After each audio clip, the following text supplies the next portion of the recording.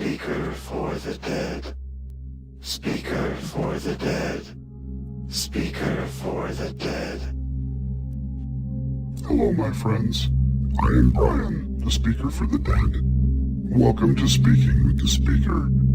This channel and these live streams are about the future, about hope, about peace, about finding things that we love and joining together to talk about those things. Now, we won't always agree. In fact, we might often disagree vehemently, but the conversations that we will have are what is important.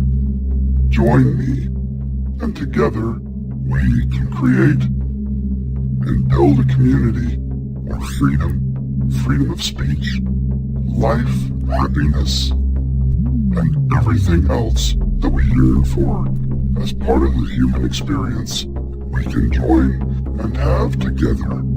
Prepare yourself now for an amazing topic this week.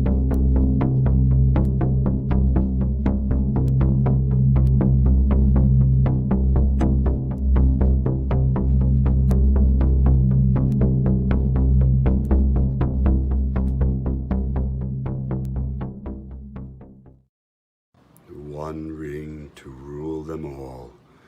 One ring to find them. One ring to bring them all, and in the darkness bind them. Hello, everyone, and welcome to Speaking with the Speaker. We have got a great topic today. We're going to be talking about J.R.R. Tolkien and everything that he's done, The Hobbit, the Silmarillion, the new series. I mean, whatever you want to talk about, Lord of the Rings, we're going to talk about it. And I have a great panel tonight, very excited. Let me bring in my panel here, and we will get started. So I'm introducing Adega. He's my first, Adega Outlaw. My son, actually, Spartan 072. Hello. And you all know him and love him, Loki from Loki's Mornings of Mischief. How y'all doing? So just in the chat, like to welcome, let's see, who we got in here? Ambassador, Purple Valkyrie, Kamikaze D, Colin P. Smith, and Curtis YZ. Hail, everybody. Thanks for coming in. I appreciate it. Feel free to comment, and I may throw a link out if anybody else wants to join into the conversation. Loki was telling me that Purple Valkyrie is extremely knowledgeable about all things Tolkien. So, Purple, if you'd like to jump in here and be on the stream, I'd love to have you. I don't know if you're busy. I had a fly in here earlier, and I was trying to kill it before the stream, and I couldn't find it. So I apologize if I end up flailing around. That'll be me chasing the fly. Anyway, so I think where we wanted to start out tonight was the 1977 cartoon for The Hobbit, which I love. I grew up watching that cartoon. I think it's one of the best iterations that they've ever done for a film version of The Hobbit. I don't know. Has everybody on the panel seen that version? Baron back again? No. Yes. No. I haven't seen that. No. He forced you to watch it, didn't he, Spartan? No. Held you up by the neck when you were a kid. that I definitely had a choice in the matter. I definitely wasn't forced to sit around and watch it. He tried to get away, but I tied him to the chair. It was the beatings. Let the beatings begin. So Therapy yeah, cost a lot. Hail, Lady Mist, welcome. But yeah, I grew up watching that, and let me tell you, out of all the things that scare me, the Gollum in that cartoon freaked me out longer and more than almost any other character in all of cinema. He was so well done, so creepy, that it still kind of scares me today in the middle of the night. I just think of hearing that voice and seeing that short look. I'm just like, he's a small little character, but I'm like, still freaky. Well, Go ahead. You know, that's why Adega wears the shades. It's the eyes. It's the eyes. His eyes were so freaky in that movie. The big Gollum eyes were so freaky in that movie that you're just like, dude. You know, and when they did Fellowship of the Ring, and you see him when they're in the when they're under the mountain in the caves. I just lost the name of the caves.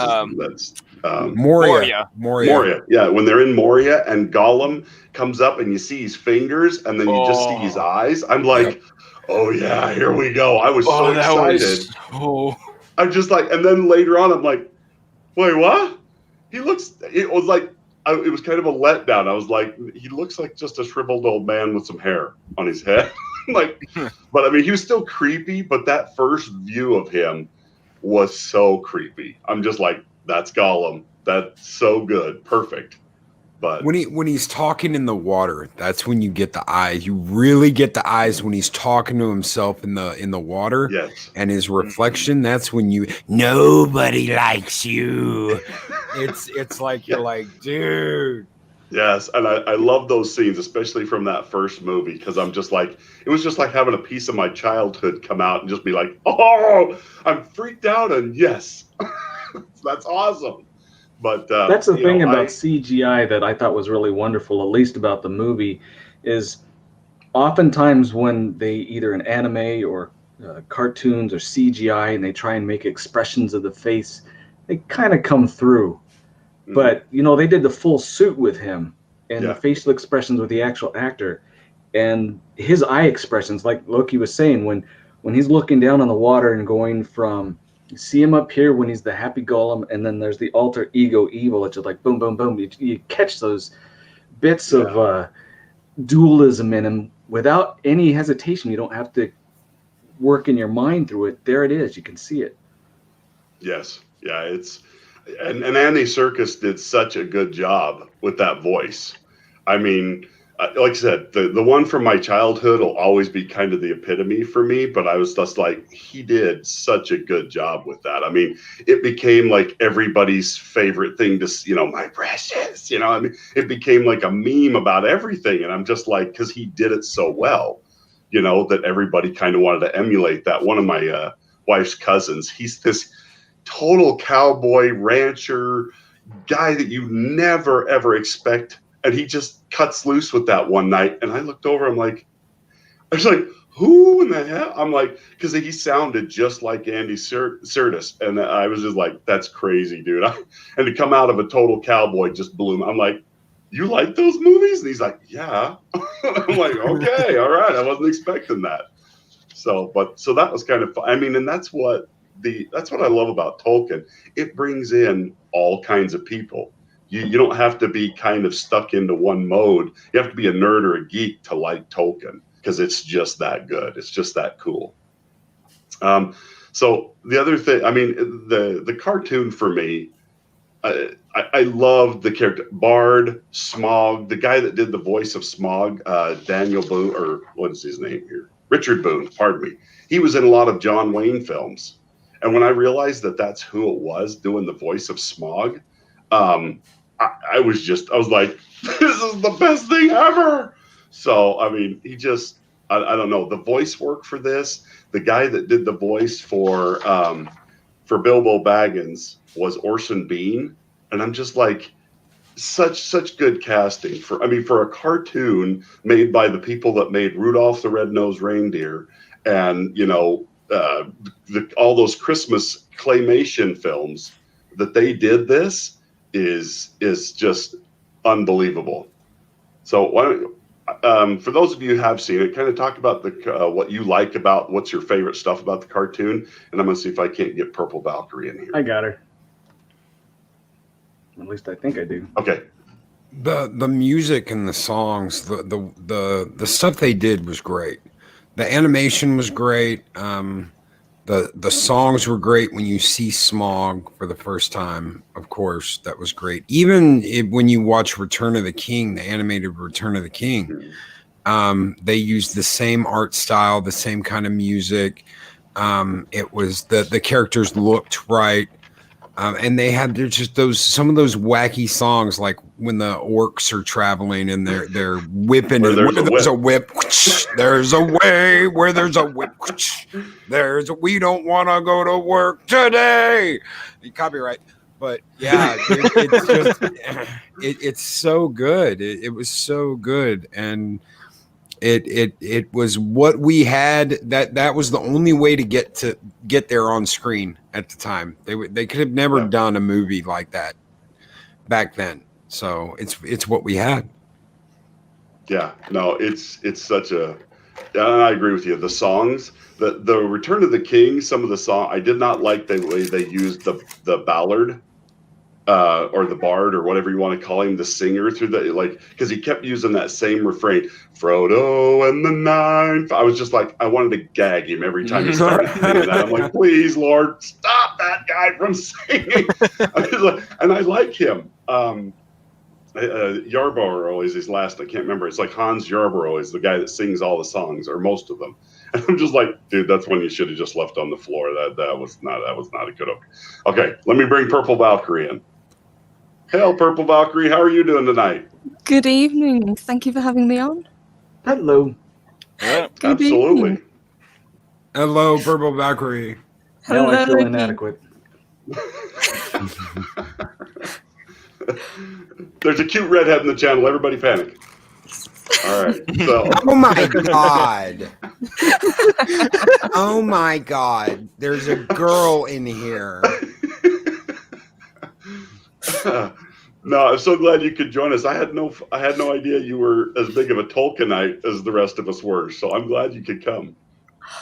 Yeah, absolutely. Well, I kind of grew up with Tolkien because I think, as I've mentioned to a couple of people before, Tolkien was heavily based on and influenced by areas where I live.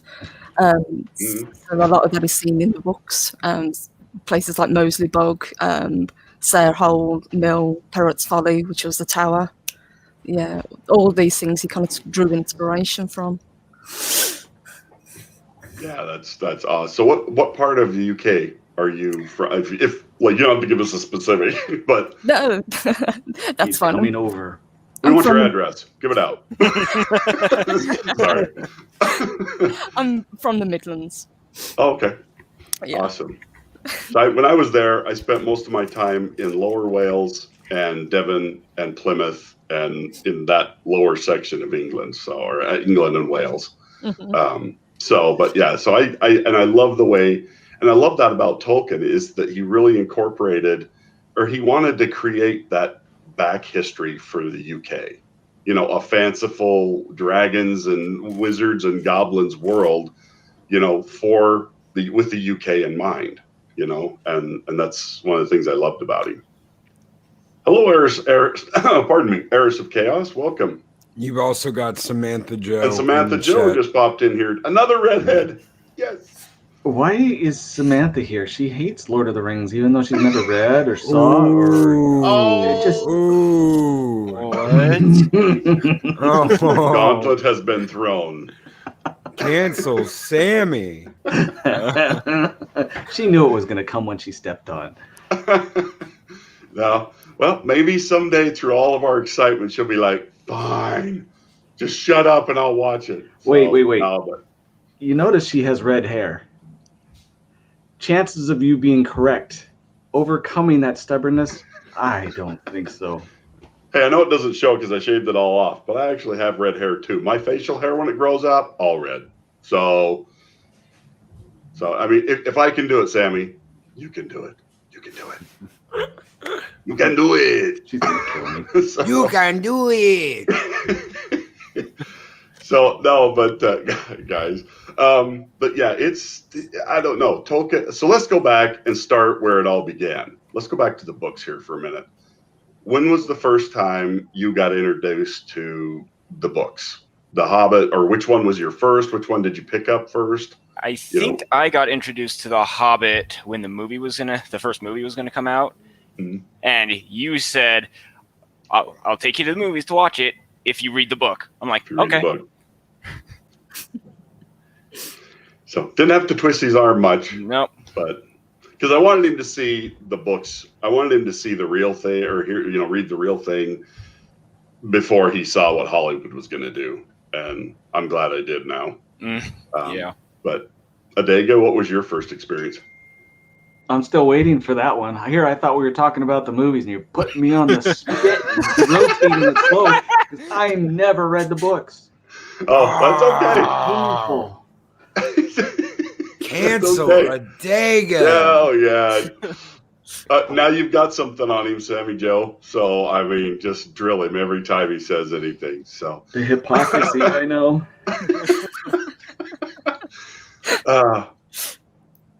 So Purple Valkyrie, what about you? I read The Hobbit first. I'd already read the Narnia books by C.S. Lewis, and so I kind of was looking for something similar to that, and Tolkien was recommended. And because The Hobbit was such a short story, it was the easiest one to pick up and get into. Okay. Loki? So I was at this is very interesting.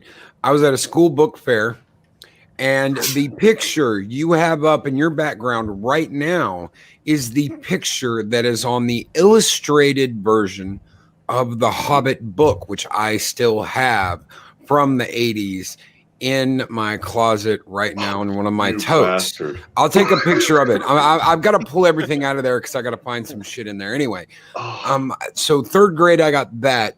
When I was in my first year of junior high, which was sixth grade, I went in the library and I got the actual the Hobbit, and they told me I could not read that, and I was like, "Excuse me? Well, that's so far above your level, you'll never finish it and be able to do a report on it." I said, "Kiss my ass! I'm want this book." And I went back a couple weeks later and aced the report test because you got like bonus points in reading and English if you did these stupid computer tests. And that was the first time I read the actual book, the illustrated one, the one with all the cool pictures from the movie, though, I had when I was in third grade. So I was like 8 or 9. Awesome. Yeah, that's so my our school library had that book, and I always wanted it. And like to find it now is virtually impossible, or you'd have to pay a small fortune to find it, because I think it's been out of print forever. I don't even know when the last time it was printed, but yeah, I just sit there and I'd rent that book out from the library. I don't know how many times, just sit there and flip, because it's all based off the cartoon animation, and it's just completely redrawn and stuff. And I remember my brother redoing the picture from that book of the Goblin King in the forest. Yep. And he freehanded the whole thing and then colored it in and stuff. I'm just like, I wish that I had that. I'm like, I don't know what happened to it. I don't know if he still has it. And for me, I read the original book when I was in the 5th grade. It was the first book I actually read that wasn't just some short little thing. And I mean, it took me a while to get through, but I loved it. I loved every minute of it. And it was an awesome story. And I'm just like, because I mean, from the cartoon to the book, you're just like, there is so much more in this, because they couldn't stick all that stuff in a 35-minute cartoon or 45-minute cartoon or whatever it was. And I loved it, especially the part about Mirkwood, like the details of what they went through in Mirkwood. There's so much more happening there when Boromir falls in the water and then goes to sleep and they can't get him away. I mean, it's just all this stuff that I had never read before. I'm like, this is awesome. So when they said the movies were going to come out, I'm just like, oh, this is going to be so good. And so wasn't. I mean, it was just, they were okay. Don't get me wrong, but just not what I was expecting. So, any other stories on the books? I don't want to speed through all that. I mean, there's a lot to cover in a short amount of time, but any other experiences with the Hobbit or the Lord of the Rings books that really sticks out to you? I wouldn't say it really sticks out, but I will admit I didn't read the actual Lord of the Rings books until much later on in life, until the films were being released, because I was a little bit intimidated by the size of the books. Yeah, fair enough. But I did eventually get around to reading them all, and did enjoy them. But The Hobbit is still my favourite. Yeah. Loki or Spartan? I think an experience that I had, what I liked was the talks with the what was that? The shapeshifter guy, whatever his name was. Oh, I can't remember. the guy that becomes a bear. I just lost his Yeah. name. And the stuff from where they get to his house and go to Mirkwood, and how Bilbo notices that they're being followed by him, but in the books, in the movie, it's Gandalf who notices him at the very end. Mhm. I'm like, why did you leave that out? That Yeah, could have been they so much kind of better. completely cut him out of the cartoon version of it. Yeah. Probably just as well. You were scared of Gollum. Oh, Yeah, don't show him both of the those. big hairy guy. That'll freak him out even more. But, yeah, no, I don't know why I'm going blank. I cannot remember what that It's all your character's fault. name is. Bjorn? Was it Bjorn. Bjorn? Yeah, that Bjorn. it is. Oh, yeah. Yeah, I like, people hate Tom Bombadil, or they're glad they left him out of the movies, and I'm just like, I liked that part of the books. I like that whole section where they go through the burrows and they almost get trapped inside. Yeah, I'm sorry, I'm jumping Lord of the Rings now, so sorry. So we'll try and keep this in some semblance of order. Literary squirrels. Yeah, literary squirrels. So yeah, so let's move on to the Hobbit films and talk about those and our impressions. So they did 3, which I'm just like, you should have done 2 at the most. At the one would have been perfect. 2 After would Lord be of the okay. Rings, though, I'm like, they can't screw this up. They got Peter Jackson coming back. They got the old cast, all the cast that they could get back coming back for this. It's going to be awesome. I'm just like, I should have known. No. The catching lightning in that bottle just wasn't. So overall film reactions, let's start with the first one. I actually liked the first one. I thought the first one was okay. The first Hobbit film. What did you guys think? Adega, let's just go around the. Well, considering I've been skewered that I never read the book, I have to look at it for the movie itself and not what people say. Oh, this was left out of the books, or this should have been done. Acting was good. Cinematography was good. There were things I could tell that it was Hollywood, little bits and pieces. But overall, to give you an idea, every year I at least watch the full cuts, the whole extended of Lord of the Rings, and I think I've watched the Hobbit series twice. All the way through. It was okay, but didn't seem to do it for me. Like you said, there wasn't any magic to it like the Lord of the Rings. I liked the actors. I got involved with the characters to some degree, but it wasn't enough. Okay, Spartan. Overall, I like the movie pretty well. They did the music's pretty well, from when the meal part, or after they've eaten the big feast. And I didn't like the pale orc that they brought in. But all in all, I thought it was a good movie. Okay, Purple. I'm going to agree with you guys. I actually really, really liked the first part, especially the extended cut with the songs, especially the song in Goblin Town, because it's sung by Barry Humphries, which just made me laugh. But I've never seen that. Is it worth getting the extended? I think so. I think Okay. it adds to the overall theme. And if you're going to watch it, I would just watch any extended version. The same with the Lord of the Rings. Just watch the extended version. But the other 2 films, I think they were just cut wrong, especially the ending of part 2 leading into part 3. You're waking the dragon. Yeah. But no, the first part I thought was actually a really good film. Okay. Loki? Hello, Do we want to know? I'm too close.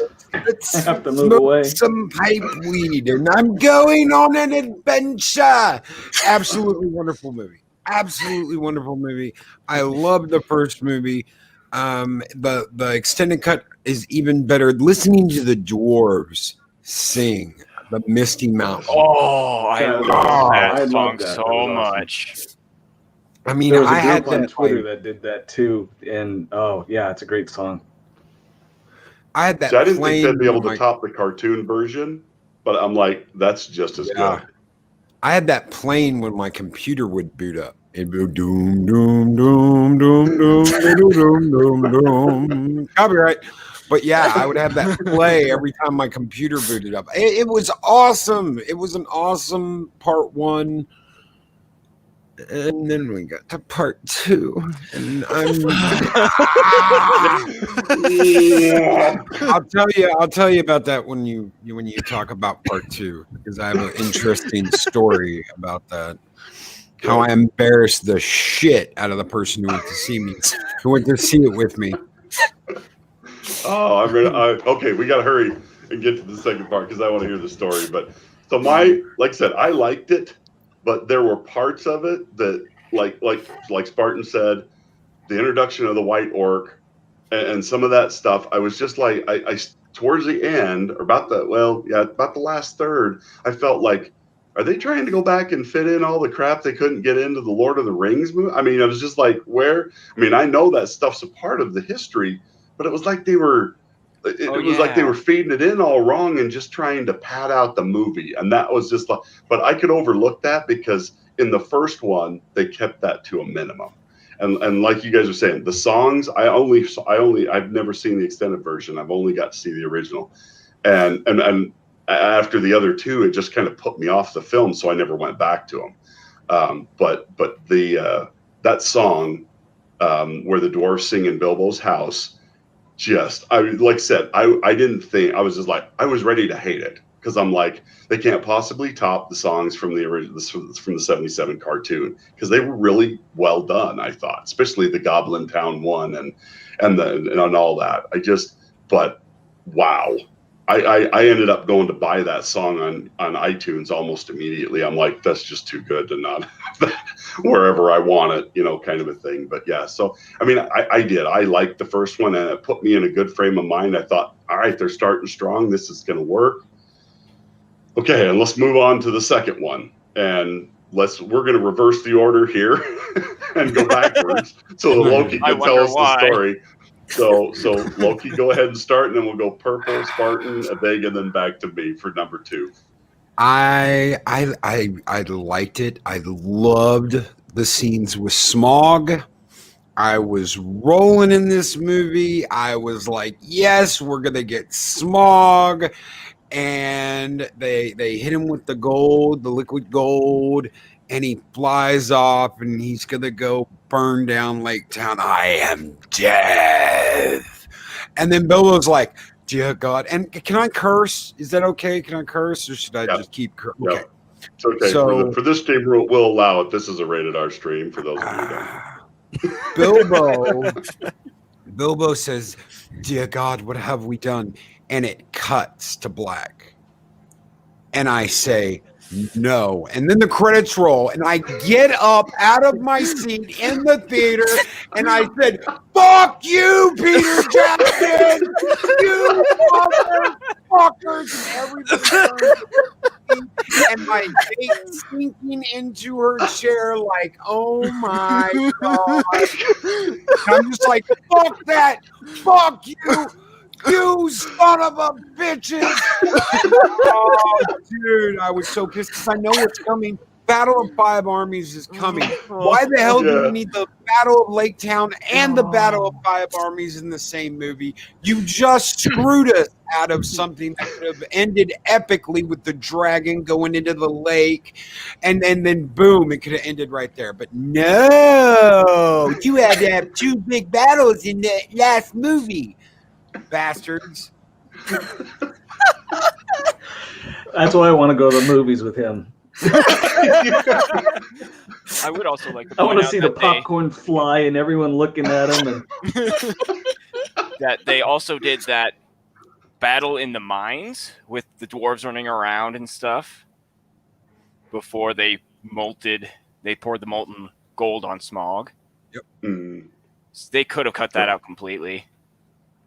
Yeah, that scene with the dwarves running around inside there and all that. So I'm just like, there's none of this in the book. I'm like, they just drug it and drug it and drug it and drug it. I mean, it was very visually cool, but I'm just like, okay, yeah, I'm like, yeah, keep going, go forward. And The scenes So, I with mean- Smaug covered in gold, and when he gets up and he says, wings like a hurricane, all of that talent, Oh yeah. all of that was straight out of the book and was Right. perfect. Was absolutely perfect. With Yes. Bilbo's scenes with Smaug were perfectly done.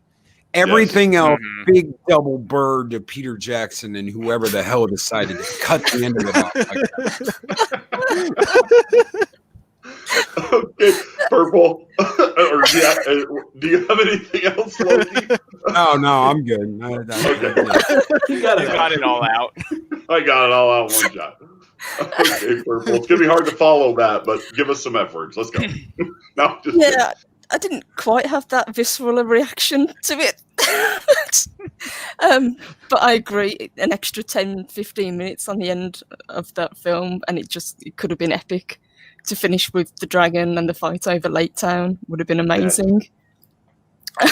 But Benedict Cumberbatch nailed that character. He was just brilliant in it. Mhm. The whole cast I can't fault the cast in any of the roles, especially Richard Armitage. I thought he was fantastic. yes. Yeah, they but had a great cast.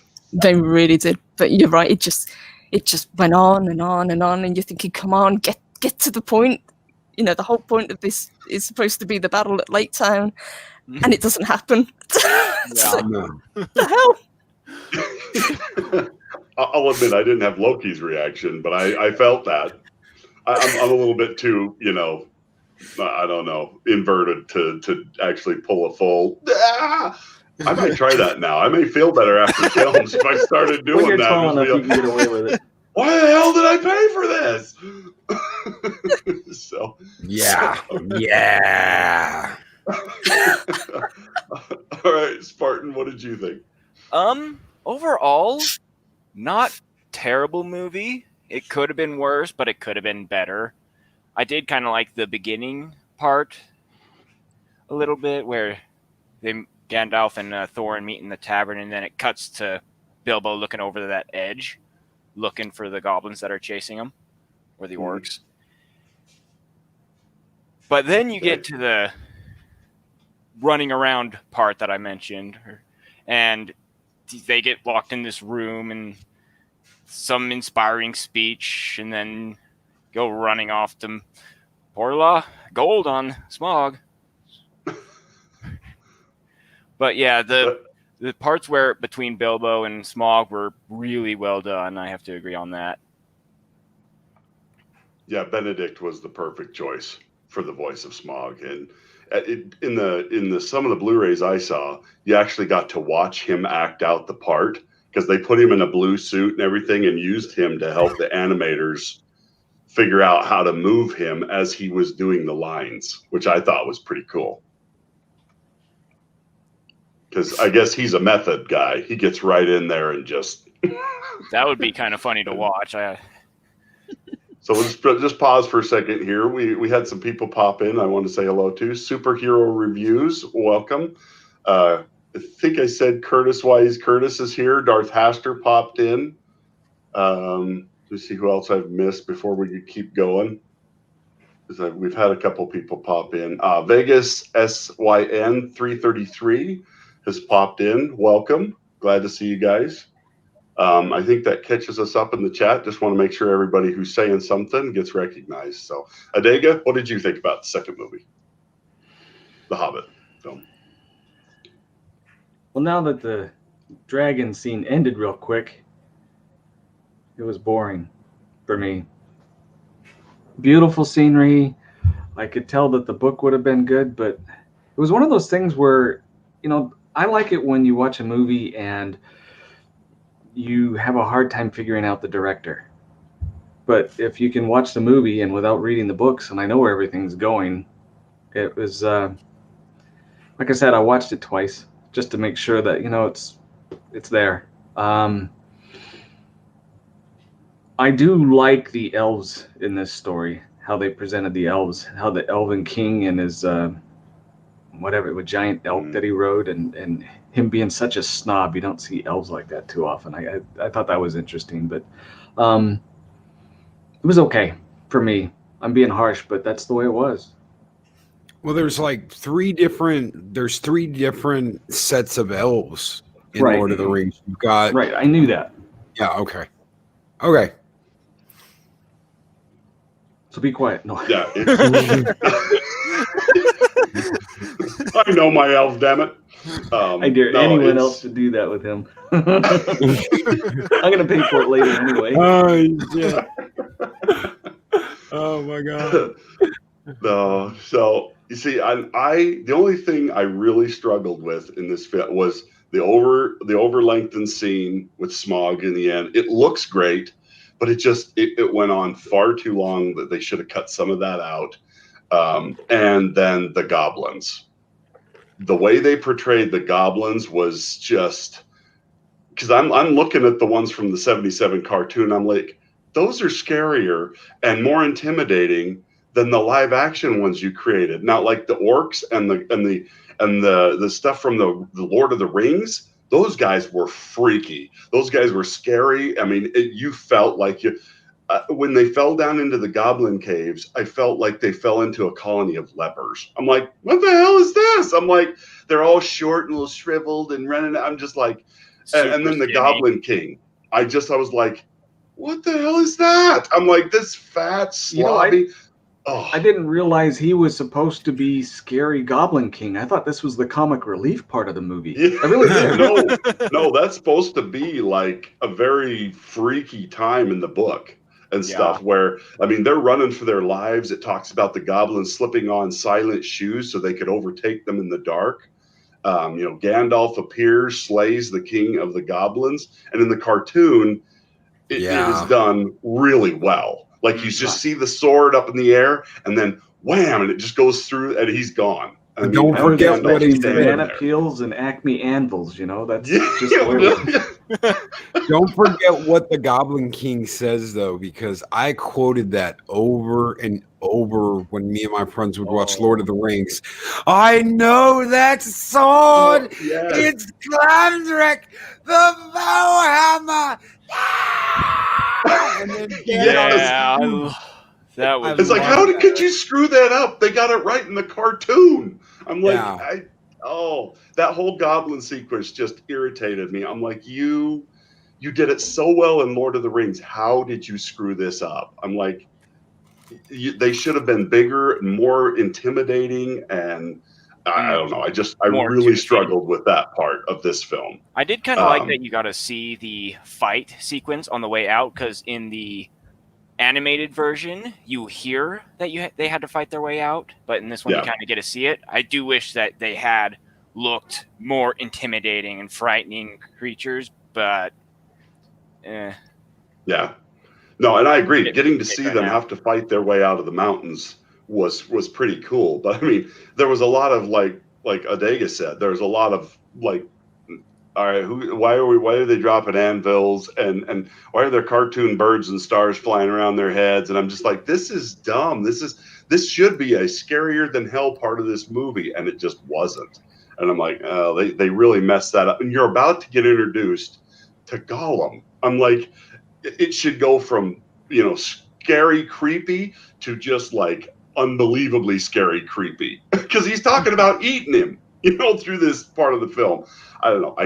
The introduction of Smeagol or, Gollum, that was fairly cool, but I felt like they almost did that better in the cartoon as well, especially with the riddling part. And then they got the creepy singers to come in over the background and sing one of the riddles.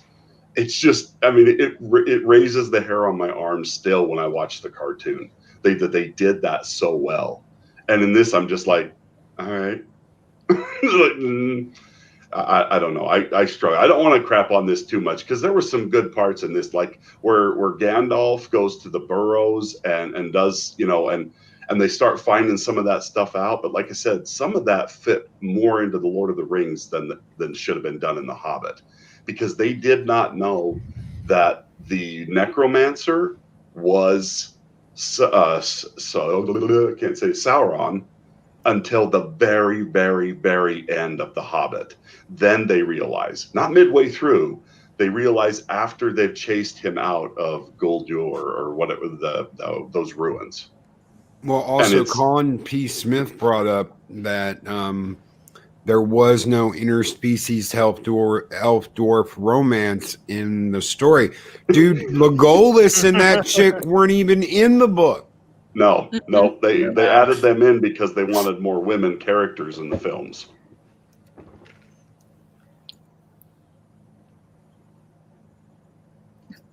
There it is. I was trying to look back and find it. So, yeah, Colin, I agree.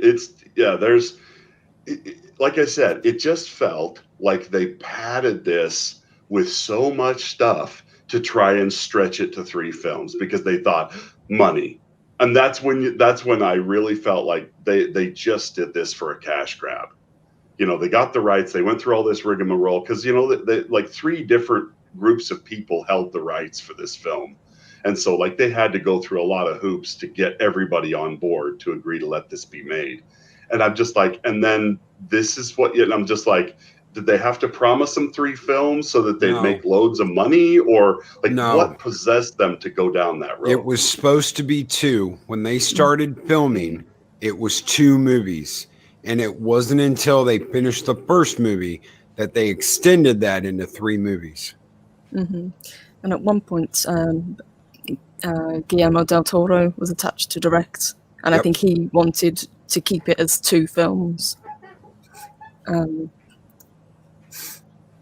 But I think, if you remember correctly, it was the studio that kind of forced Jackson to split it into a trilogy. And he did try and fight him. He did.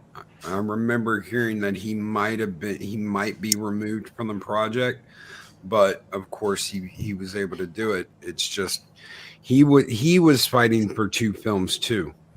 So if it was all studio interference, well, we got an extra 4 hours out of it, even though it really pissed me off. Yeah, they burned up all that goodwill that the Lord of the Rings generated. I'm just like, why would you do this? And especially where this is my favorite book out of all of them, that it really burned me. I don't know if you felt that way, Purple, where this was your favorite as well, or were you kind of okay with it?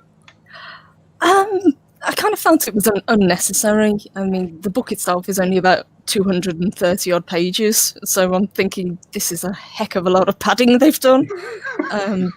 They've added characters that didn't exist. They've added scenarios that they didn't go through. They've expanded characters like Bard had a much bigger role in the film than he did in the book. Mm-hmm. But yeah, I can see from a cinematic point why they did it, but I don't think it was really necessary. Yeah, I never heard. Did they made Bard kind of a IP? Sorry, say that again, Adega. I think. No, I just wondered. I didn't hear because I know the family has always kept real tight reins on the IP. Mm-hmm. I never heard what they thought of the movie. Christopher Tolkin hated it. I'm in good company then. Yes, he's one of them. He hated it so bad that in retribution for what they did, he pulled the movie rights, any further movie rights from Warner Brothers, and said, you can never, ever do another movie or a game that is directly linked to The Hobbit or Lord of the Rings. Wow. That's how pissed Oh, off he was. wow. They can still do content that doesn't have anything to do with those two sets. So no Hobbit, no Lord of the Rings. But if they wanted to do something that like happened while Lord of the Rings was going on, they could do that. If they wanted to do something that happened while The Hobbit was happening, they could do that. It just cannot have a direct connection to The Hobbit or Lord of the Rings. Mm-hmm. That's Yeah, fantastic. sadly, Christopher Tolkien has passed since, but I think that rule still stands, which is why I think the Amazon series had to go so far back into the past to kind of get around that. Yes. That was And they that seem to rule be that was being set. really careful Yeah. now.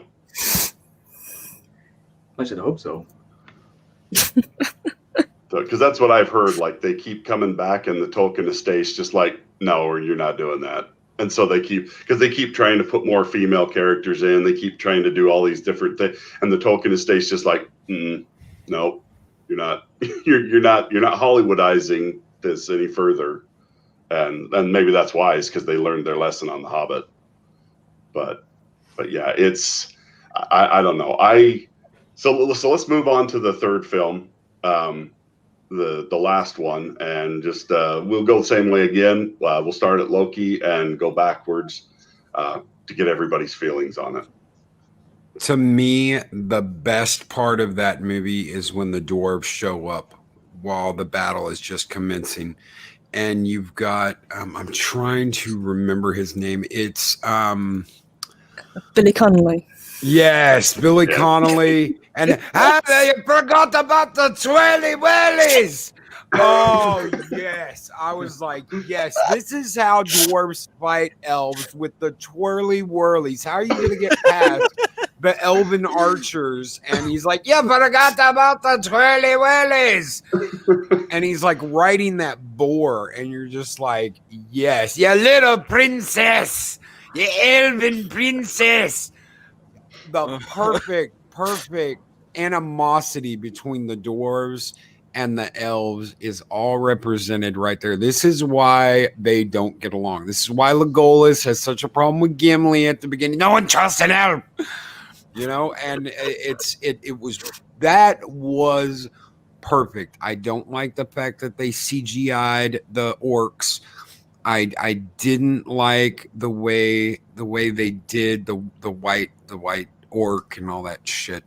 But the fight with Sauron, badass. The having Sauron say, "Oh, I'm gonna go and I'll go and find him and destroy him." Well, we all know that's not what happens. So they're kind of setting things up for the Lord of the Rings. I'd say I thought half the movie was great. The other half was horrible.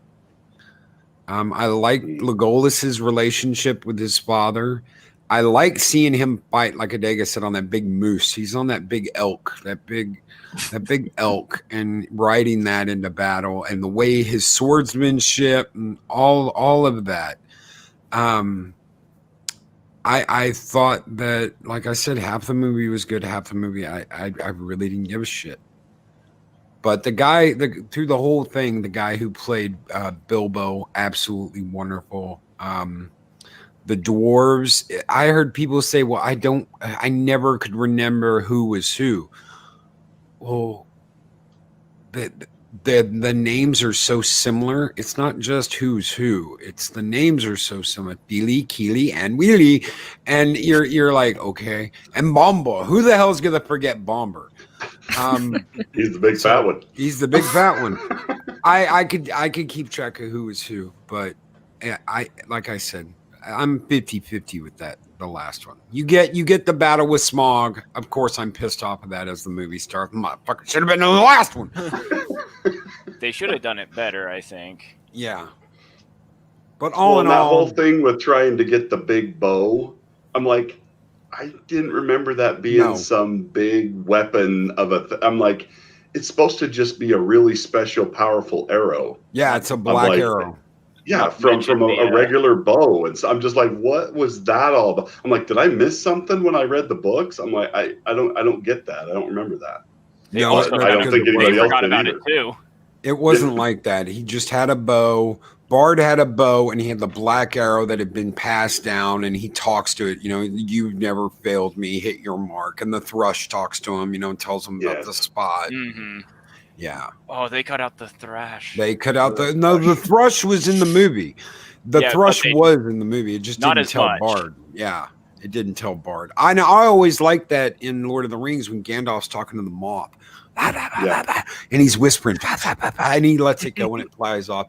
It shows that connection between men and animals, that the animals, most of the animals are on man's side. They don't want to see all this bad shit happen because they don't want to get wiped out. Yeah, I think that was shown really well with Radagast as well. Yes. Oh yeah. Now they did a wonderful job with him. The bird shit on top of his head, and these are the Rustapar rabbits. I'd like to see. I love when he them gets try. the stick. I got something on my tongue, and he pulls a stick bug out of his mouth. It's just like, what the heck? But yeah, he was funny because I mean that's brought up in the books that like. I always get Too many confused. mushrooms. The white, the not Judas, the guy in the Black Tower, the one that's a good wizard that went Saruman. Saruman. Yeah, thank you. God, I get him and the other one mixed up all the time. But like it says in the book that he did not like Radagast the Brown. Nope. And he thought he was a foolish person, and that does come out in the films. And I'm just like, I was like, well done, guys. Well, he throws that at Gandalf too in Lord of the Rings when he's like, "Your love of the halfling's leaf has clearly, clouded your mind." Yeah, Gandalf's smoking and Radagast is doing shrooms and and letting birds crap on his head. When he whips his hat off, I'm just like, oh my gosh! But I'm just like, that fits his character. So I mean. Yeah, it's fun. Anyway, where did we get to? Is it? I think Purple. You're up. It was me. Yeah, Sylvester McCoy nailed that character. He was so good at it. Yeah, once we got Smaug and the battle over Lake Town, it was a real letdown. I thought because it was just they just skipped through it so quickly. And because it was so short, they really could have tacked it on to the previous film, and it wouldn't have made any difference to the runtime with what they actually did with it. Yeah, I think the pacing in this film was off because there were so many threads going, and it's obvious, the big climactic battle at the end. That's what they were going for. That's what they wanted to get to.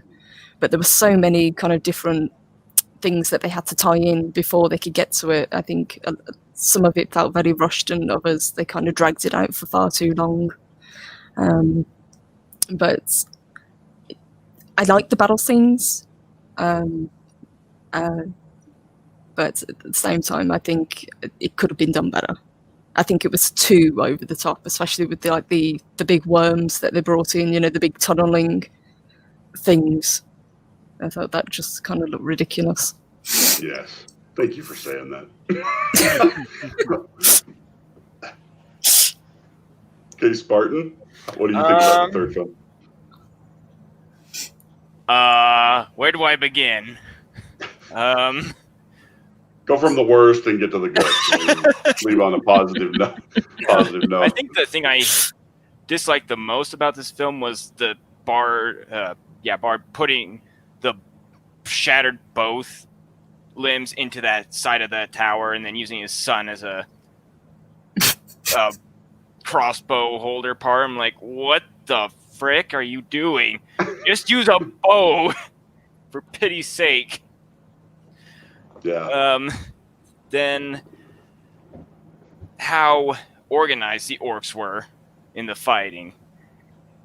Little too organized. Okay. Remember with the whole fan thing just Oh yeah, up on the side of the hill, they're The like they got their cheerleader flag thing thing they had up going there. on. Like, hey, when did they build those? Why didn't anyone see that? It's up on the mountain over there. The fight between the dwarves and the elves at first was really cool. That when they put that out, when they charge with the rams and shoot the whirly twirly to block the arrows, I thought that was really interesting and cool.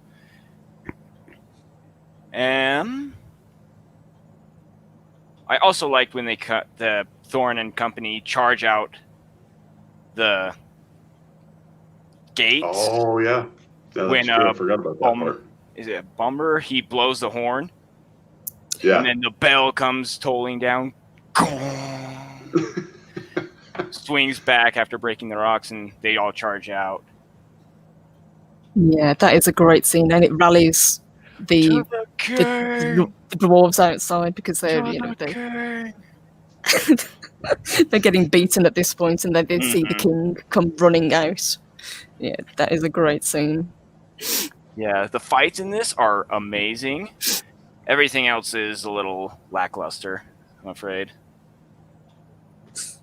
But all in all, 50-50 on what I thought of how well I thought they did. Some parts good, some parts ugh. Adega? Well, I'm like Spartan, that white orc battle with the flags, and then it seemed a little odd. But I did like, there was a lot of heroics in it,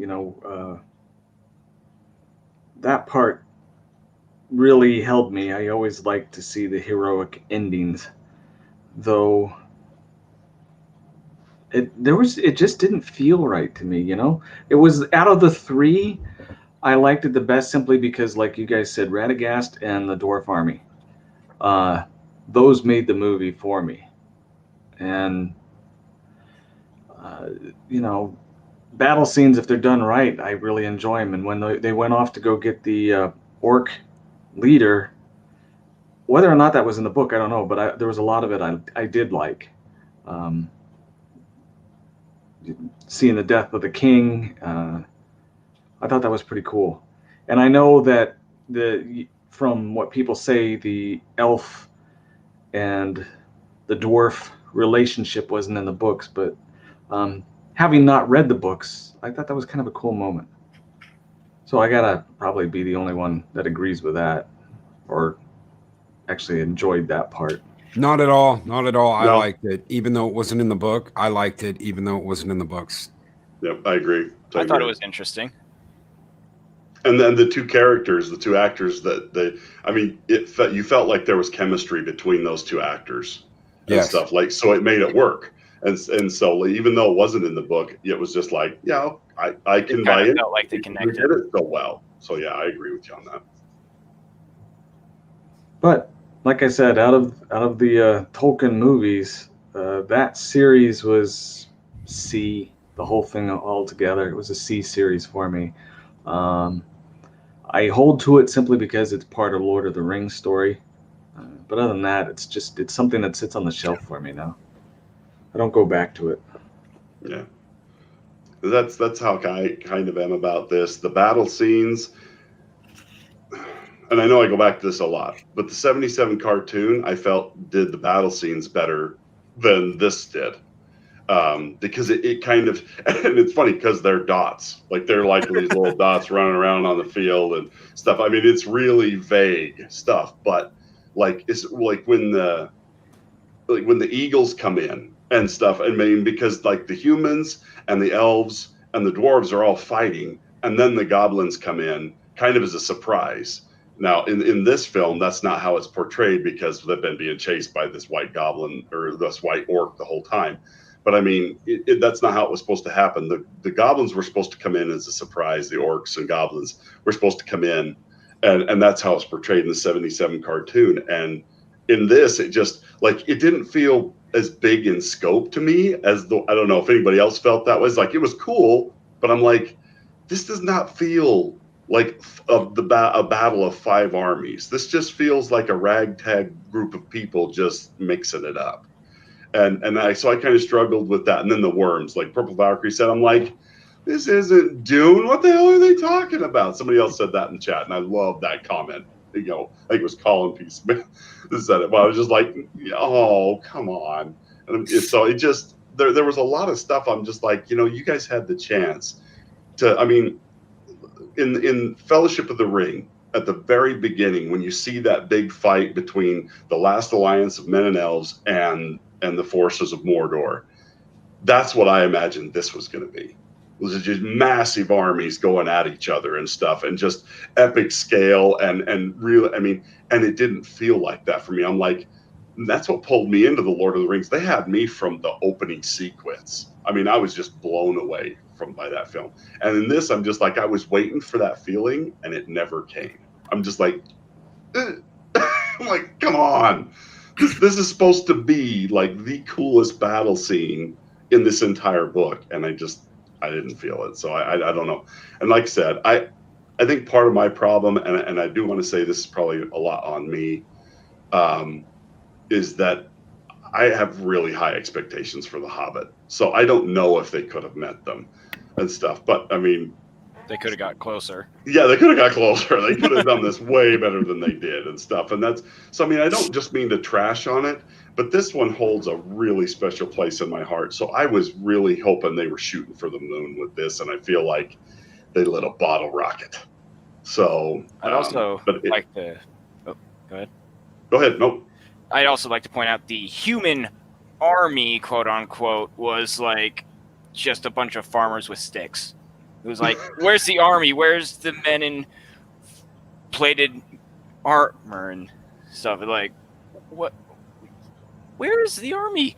It's just a small group of people being surrounded by elves. Yeah, I'd agree with that. I mean, you compare this to the battle from the Two Towers, the Battle at Helm's Deep, and there's just no comparison. Yep. No, I love that battle so much. And I mean, I liked him coming in on the pig, but to me, it would have been better had he come in on like a razorback. He looked like he was coming in on something that they were going to kill for bacon the next day. And I'm just like, no. I'm like, come on, that's a cool idea, but you flubbed the final concept. I'm like, that thing should have had like the razor tusks and the really, I'm just like, no, that looks like something I'd make with lettuce and tomato and okay, all right. Well, he was riding the lunch truck. That was just lunch on the go. So, yeah, I guess we're having a pig roast right after the battle. Everybody just meet in the middle. We're gonna, but yeah. So I mean, and so anyway, so yeah, for me, this, I'd give this a 4 out of 10. Adega gave it a C. What would everybody else? I mean, if you had to give it out of 10, I guess, what would you give it? 5? The whole trilogy? Yeah, well, these 3. Mm-hmm. I would give it a 6. It's got great music. It's got some really good heroics. The visuals are excellent. Besides the CGI, it works. I really like the visuals. I loved seeing Saruman, Elrond, Galadriel, and Gandalf all together fighting together. I thought that was absolutely wonderful. It had good parts, and it's dragged down by its own weight. It's a beautifully made movie. It's just dragged down by its own weight. Benedict Cumberbatch is Smaug, fucking awesome. Absolutely awesome. I couldn't think of anybody when he's doing those lines, my wings like a hurricane. Oh, dude, yes, he channeled Smaug. He did. He channeled the soul of Smaug. Yes. So a 6. I have to agree. Okay, 6. Purple. I would probably have to give it a 6 too. I agree. The cast was amazing. They all did their absolute best with the roles that they were given. I think if you took the entire film and just recut it, I think you could probably make a much better trilogy, depending on where the cuts were made. But the scenery, because it's filmed on location in New Zealand, it is just breathtaking. And I've been to a lot of the places there. I've been to Hobbiton, and it's just as amazing as it looks on film. It's just a magical looking place. Between you getting to go to New Zealand and Loki having that picture book, I am like so just. I should be turning green at this point. I'm just like,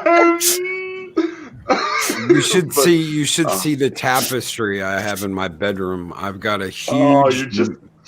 I've got the map. I've got the map of Middle Earth, and it's a giant tapestry. It takes up almost my whole wall. I absolutely love it. I love having it there.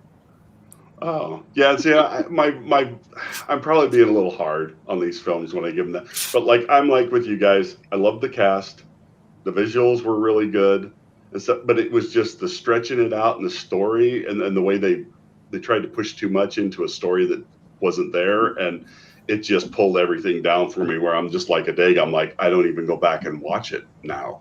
It's like I'll listen to the music and stuff like that, but that's really I'm just like no. I can't sit through 3 of those films as where I can watch Lord of the Rings over and over and over and over and over and over and over again.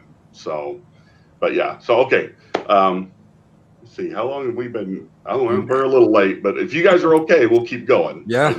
All right. Because I could talk Tolkien all night. So let's move on to the Lord of the Rings, and let's do Fellowship of the Ring. I'll start at this time and go. Like I was saying before, this film had me from the opening sequence, and it never lost me. It started on a high note and just kept getting better and better. And I was like, I didn't know what to expect from it because I hadn't read the books at that point. I'd listened to parts of them. I've gone back since and like reread the books and done the whole thing.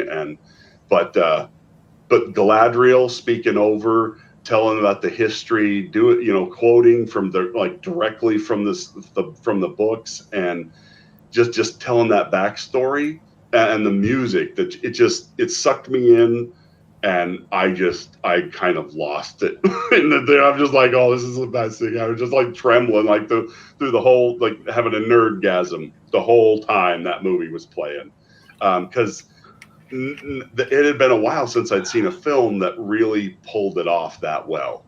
That just, that it tried to stay true to the source material, but I kind of added and subtracted where they had to kind of make it work for a movie. But yeah, and the cast for that original film, I didn't think I was going to like Viggo Mortensen as Aragorn, because he's not like in the books. Him and Boromir are described as big guys, like really big guys, and I just thought, oh, he's not going to pull. But by about middle of the movie, I'm like, okay, he is Aragorn. He pulled it off. I'm like, he sold me on him being in that role. I didn't think I was going to like him, and I did. I absolutely loved him. He was so intense, and when you go back and learn what he did to make himself that good in the role, it's just mind-boggling. All the sword training that he went through, and I mean, just it's crazy stuff.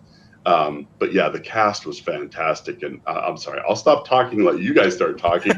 I could go on forever. So anyway, Adega, what did you think of Fellowship? Best series ever. I was sci-fi fan, loved all the good sci-fi, loved the bad sci-fi. I stepped into a fantasy movie thinking, yeah, we'll check it out, and I walked out going,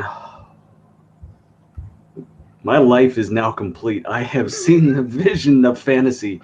That was awesome. Just absolutely awesome. The way, when you have a series that, totally opposite of what Loki had when Smaug doesn't bite the big one at the end of the first movie. But you get to the end and you see Boromir die, hobbits splitting up, 2 of them getting taken off, and the movie ends there, and I'm just going,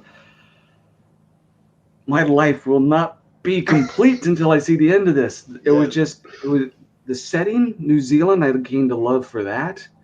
The music and I'm not giving The Hobbit any discredit for the music there, but just it was fabulous. One of the best movies. You put all three together, it's the best I've ever seen. And like I said, I watch it at least once every year, the full extended version. Sit down and crank it through on New Year's. Just loved it. Everything about it. When you see Gandalf, I'm going, there's no mistaking what a wizard looks like, because there he is. He acts like one. He looks like one. The people respect him like one. The way the hobbits are small with their big little furry feet, it was perfect. I loved everything about it. Yeah, and Ian McKellen just nailed Gandalf. Nailed him. Bumping his head in the little house. Sir Ian McKellen. Sorry, I should say.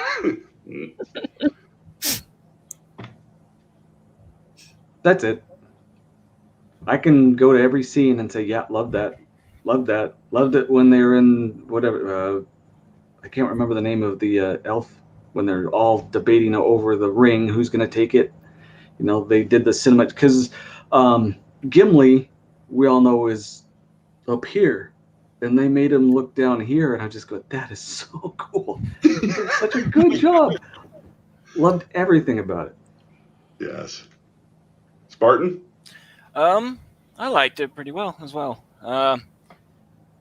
I definitely liked the very opening part, like you said.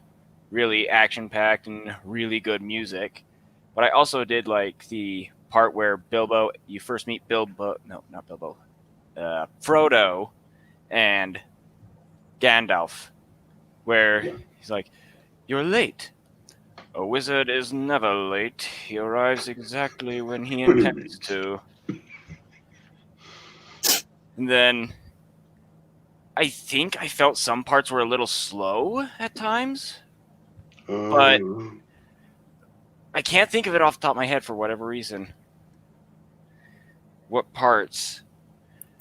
But really good movie, I have to say. I know Hastur. I'm sorry. It was a slip. Yeah, that's all I got. Saved you some nice crispy bacon. Purple. Oh, I agree. This is like the benchmark for fantasy films. And I think until we got these films, we hadn't had any great fantasy since like the 1980s, because that was a decade that had some really good fantasy films. Yes. But this just brought it back. The cast were perfect. If I remember correctly, Sean Connery actually was supposed to play Gandalf, but he turned the role down because he couldn't make hide nor hair of the he couldn't understand it. Yeah, he just thought that this was gibberish. And as much as I love Sean Connery, I'm so glad that he did, because Ian McKellen nailed that role. I can't imagine anyone else, like Adega said, playing Gandalf. It just doesn't work. The one person that did surprise me was Elijah Wood. Now, I didn't particularly like him as an actor. I couldn't picture him as Frodo. Frodo's never been my favourite character. I love Bilbo much more, but I think he really did a great role. And the fact that he pushed himself to the limit to play this character, I think the stories of him, he just falls asleep on set because he's pushed himself so much to do these scenes. And at the time they were casting in New Zealand, and I would have given my right arm to have been able to play a hobbit. Because I would have been perfect. Just slap on some big feet and the little person's off she goes. Woo! Exactly. You'd never see me again.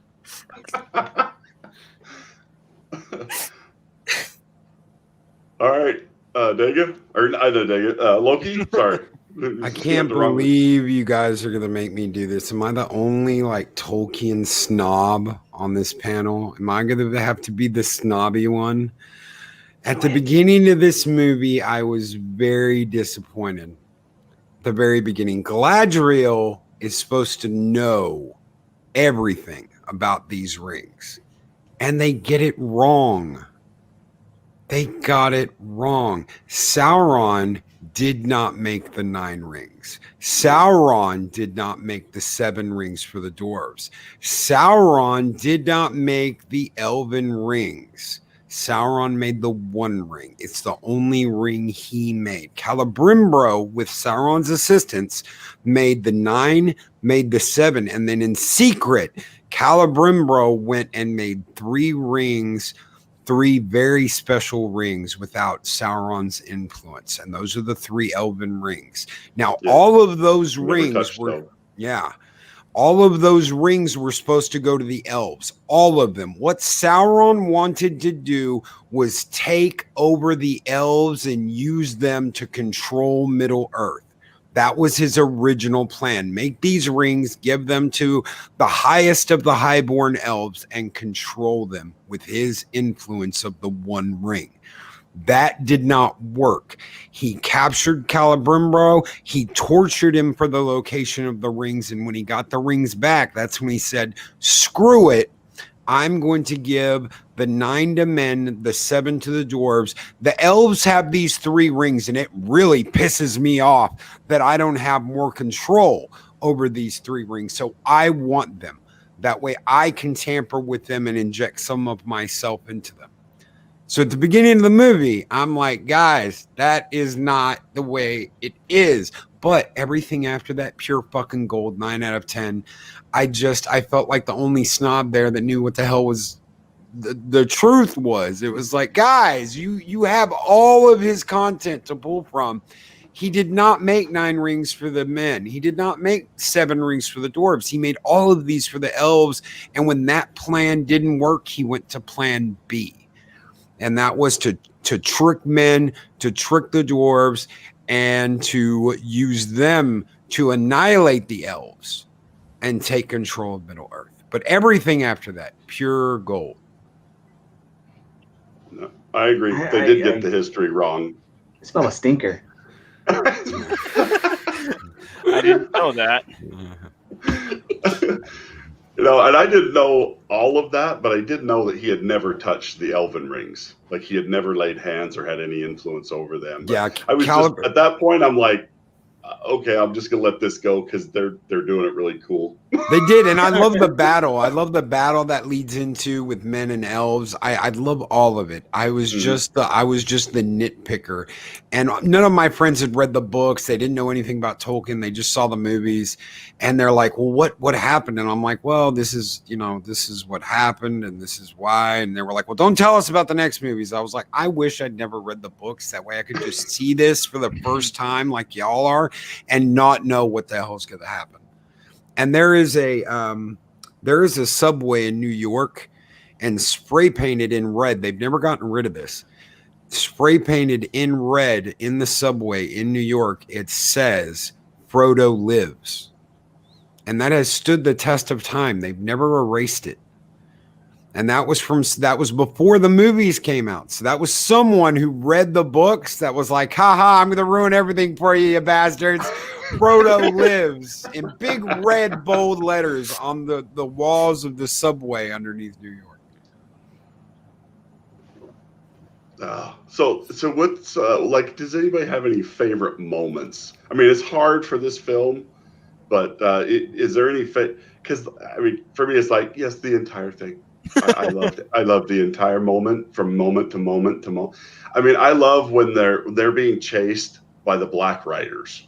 They did that so well. I mean, they totally miss the farmer where the hobbits actually go in and speak to the farmer that's in the book and stuff. But I mean, I can see why they cut that out. I can see why they cut out the Burrows part, because I mean, it's really cool, and Tom Bombadil and stuff, but it would have taken a lot of time. And so they couldn't do that. But I mean, just like when they're being chased by the ring wraiths, and then they catch up to them on I just lost the tower thing, the watchtower of Unansun or whatever. I can't even say it right. And when you see the ring wraiths come over the side and just come in on the hobbits, and I was just like blown away by all that. I didn't like how when Frodo put the ring on, everything was like wind and blowing around. It was like, why is that? I mean, I know they did that to kind of give it the shadow realm kind of feeling, and I'm like, I don't think that's what that's supposed to be like, though. And anyway, that was the only part that I kind of struggled with, was just like the how they did it when he went in, when he put the ring on. But yeah, I just Khazad-dûm. Thank you, Darth Hastur. It's just, I mean, but the rays, when he grabs that stump and all the insects start to come out of the ground because he's trying to find them, I'm just like, that is so cool. So I don't know. I just they did so well on the ring rays. Like in Harry Potter, that's what I imagined the Dementors. The Mentors. That's what I imagined them to be like. And then I did not like the way they did the Dementors in Harry Potter because of that. But I'm just like, the ring rays were so unbelievably well done. And they said like the costume alone, like because it had so many different layers of fabric and stuff, it weighed like 50 pounds just in cloth and stuff for those guys to put on. So it was very heavy, very awkward. And I mean, these guys are riding horses, and the scene where they're chasing, what's her name? The elven girl that Aragorn's. Liv Tyler. When they're chasing Liv Tyler. Arwen. Arwen. Yes. When they're chasing her, that sequence, sorry, I could just do this all night, so I apologize. But yeah. Anyway, does anybody else have favorite? You mentioned Vigo. Vigo is very much a method actor. He's talked about that before, and you are absolutely 100% correct. He became Aragorn. Yes. Not just the training, but everything about Aragorn, and that's something it's not a popular thing right now. He wanted to be Aragorn. He trained to be Aragorn. In his mind, he was becoming Aragorn, and Vigo, he showed you could do that when he played a Navy SEAL in G.I. Jane. I know a lot of people don't like that movie, but I liked him in that movie. He becomes what he is trying to act through, and he did an absolutely wonderful job. And people don't give Boromir enough credit either. Boromir is one of the strongest members of the Fellowship. He was tempted and taken by the ring and broke out of that.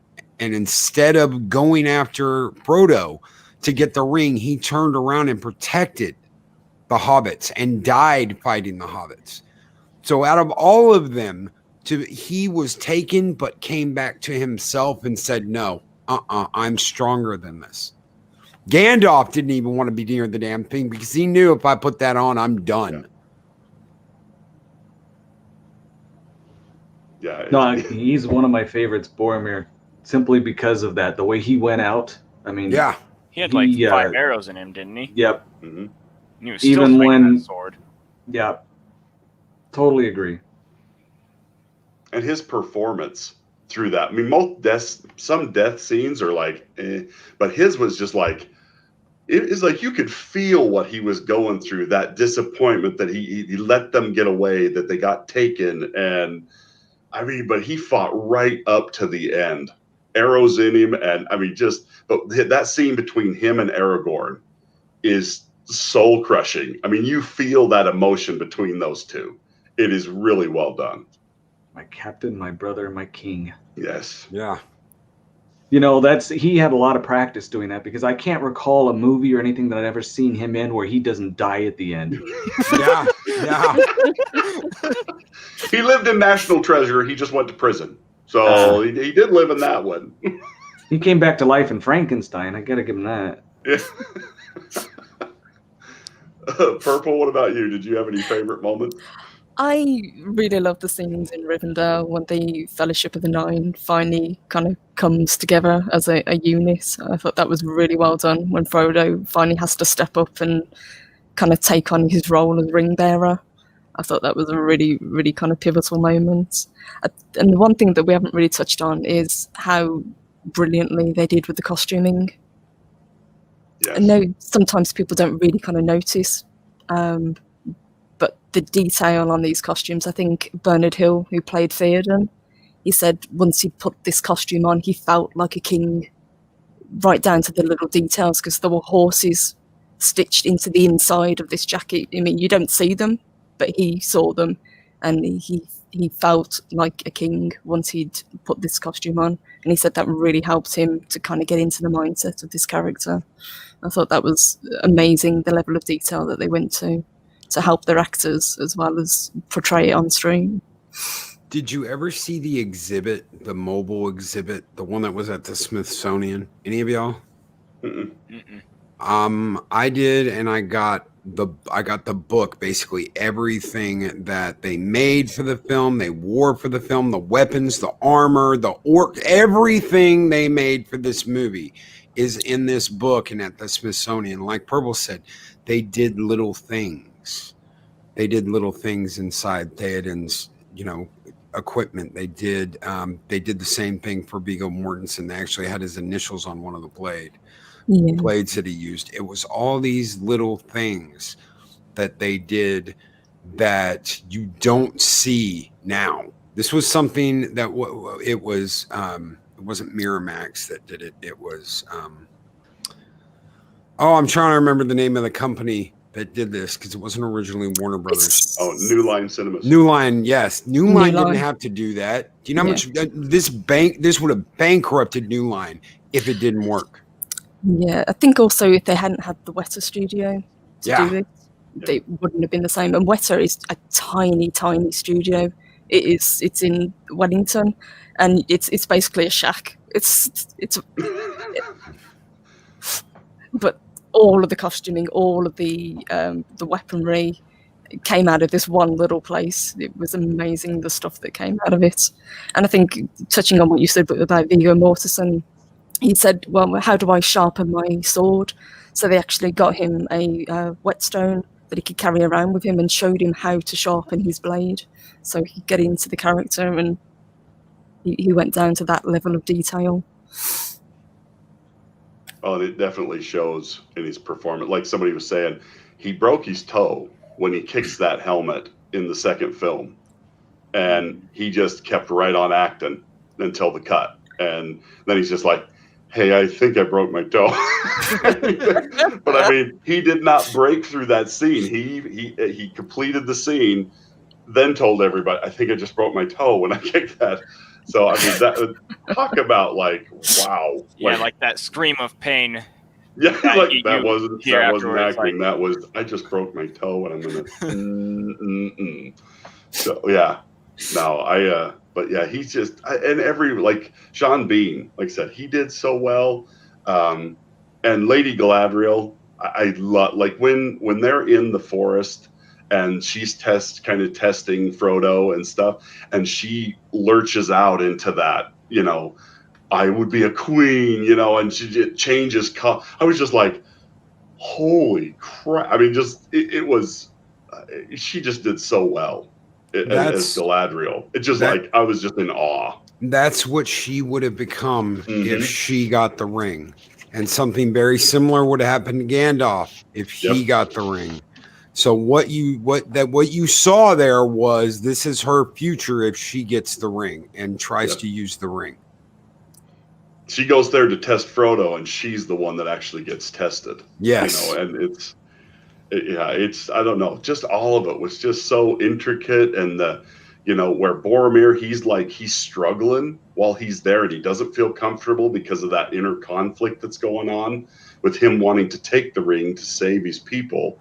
And yet he's supposed to be protecting. And it's just, I don't know, there's a lot of emotion, and it just, I don't know, it just sucks you in, and you just end up sitting there going, I remember walking out of the theater that night going, I would watch that 100 times over and over again. And that's why good movies make that kind of money in the theater, because people who've seen it go back over and over, and they don't care, because you'll pay for something that is really that great. So, well, Sauron tricked Boromir's father.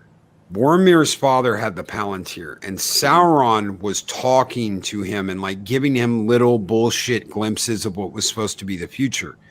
If he'd have sent Faramir, which was what his original thought was, send Faramir, Faramir would not have been affected by the ring. But because he sent Boromir was susceptible as he goes after Frodo. In the books, Faramir's like, I'm the one guy that is not affected by the ring. You don't see that in the movie, but in the books, Faramir's like, that ring has no power over me. I don't want anything to do with it. I could pick it up, touch it, look at it, and give it right back to you. It doesn't do shit to me. But they didn't use that, because then what's the point of Frodo? What's the point of Frodo and his trial to get the ring into Mordor if Faramir could take it and never be affected by it?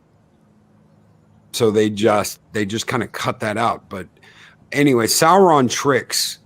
I can't remember his name right now. The king of or the steward of Gondor. Yeah, and he sends Boromir instead of Faramir. Yeah, and I can't think of the guy's name that played the Steward of Gondor, but he did such a good job in that role. He went on to be in a lot of other things and stuff, but I liked him as an actor, and he really played that role well. You know, he's crazy, and I wish they would have shown him with the Palantir, like you were saying, Loki, because like they show that in the cartoon Lord of the Rings, but they didn't show it in this, and I'm just like, that would have given more context to why he was acting the way he was. It's because he believed everything was coming to an end. Yeah. Like, you know, Sauron had convinced him it was over. This everything's coming to an end, and that's why he ends up burning himself. You know, tries, but. And Jeff B brings up the Elven ring that Gandalf has. Gandalf has Narya, and he actually summons it when he's fighting the Balrog. He says, servant of the secret fire, wielder of the flame of Arnog, dark fire shall not avail you. That's because he has the Elven ring of fire. That the Balrog can't hurt him with the sword. But those rings are invisible. That's something that they never cover in the movie. Those rings are invisible. The only time you can see those rings is if the wielder wants you to see them. That's how they're hidden from the gaze of Sauron. Because Sauron wants those rings. He knows Celebrimbor made those specifically the most powerful he could make them. He wants the 3 Elven rings back. He hates the fact that the elves have them, and that as soon as he put on the one ring, he could feel the 3 that Celebrimbor made in secret. He knew Celebrimbor made these 3 rings, and the fact that Gandalf has that ring, you see a dark-haired elf that is fighting with a spear at the beginning of this movie. That is Elrond's superior. And in the book, Sauron grabs him and literally sets him on fire. And that ring is given to one of the spirit that protects, I think it's Valinor. I'm not sure. If I'm wrong, somebody please correct me. But he gives that ring, they give that ring to him, and he gives that ring to Gandalf. As soon as he sees Gandalf, he says, you're something different. Here is Narya, the Ring of Fire. Protect this ring. And he has it the entire time he's on Middle-earth. But it's the boatman where the elves go to rest. That boatman is the one who gives it to Gandalf. Oh. So, yeah, it's we could probably go on and on about just educate us, because there's stuff I still don't know about. I consider myself a Tolkien file, but yeah, there's a lot that I haven't, because I haven't got through the Smillerun. I tried to read that once, and I was like, yeah, holy crap, this is dry. Yeah. So I probably just need somebody to read it, get somebody who's a good reader and have them read it to me, because they can make a good, interesting book if somebody's reading it that you like. So you almost need context to go with what's in the Silmarillion. If you don't have context that goes with it, you're just reading these different stories, and you're like, okay, well, what the hell are they talking about here? You need context. You almost need side notes that explain what the hell he's talking about. Hey, Kronos, welcome. Jeff B, he popped in here. I didn't acknowledge him. I apologize for that, Jeff Yes, B. Mountains of Elysium. Cyrodiil, the shipwright, gave the ring to Gandalf. Thank you, Mountains of Elysium. I can never remember his The name. Mountains of Elysium. But yeah, it's I don't know. It's like so. All right, we've pretty much beat this one to death, and I could keep going on this one. So I apologize for that. But so let's move on to the Two Towers, and we're gonna switch it backward. Actually, we'll start with Purple Valkyrie this time and go Purple, Loki, Spartan, Adega, and then back to me. So your overall feelings about the Two Towers? Overall thing, I think of the three, even though this is a fantastic trilogy, number 2 is the best film, if only for the battle scenes at Helm's Deep. It is probably one of the most impressive battles I've seen on cinema. When they come down on horseback, when the sun rises, that is just an incredible scene. The fighting when the elves turn up and to rally the humans, that is brilliant. I love the camaraderie that builds between Gimli and Legolas because of it, and the little barbs they're giving back and forth to each other. That competition between them is hilarious. That's what starts that counting competition that then leads into the next film where they're still trying to outdo each other. Still only counts as one. Yes.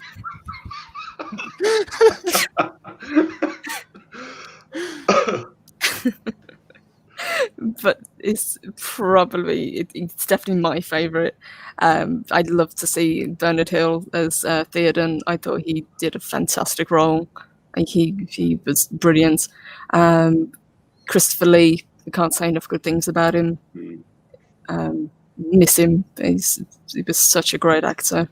And Wormtongue, Brad Dourif, was brilliant at that role. He's good at everything. I no matter how creepy he is or whatever, boy, he just goes whole hog, no matter what he's in. I love Brad Dourif. I think my favourite really small scene is when he's got a candle in his hand and Saruman's telling him about the explosive and he's kind of leaning over with this candle. Yeah, you're like, hey, you might want to. It's such a really stupid scene, but it's like, but it is good. That is a good one. It's those funny and see, that's the thing. It's those funny little moments that aren't like dumb humor that gets thrown in that pulls you out. It's just like it's just part of life that you'd see yourself getting caught in that scenario. What is this thing that you're like? That would be bad.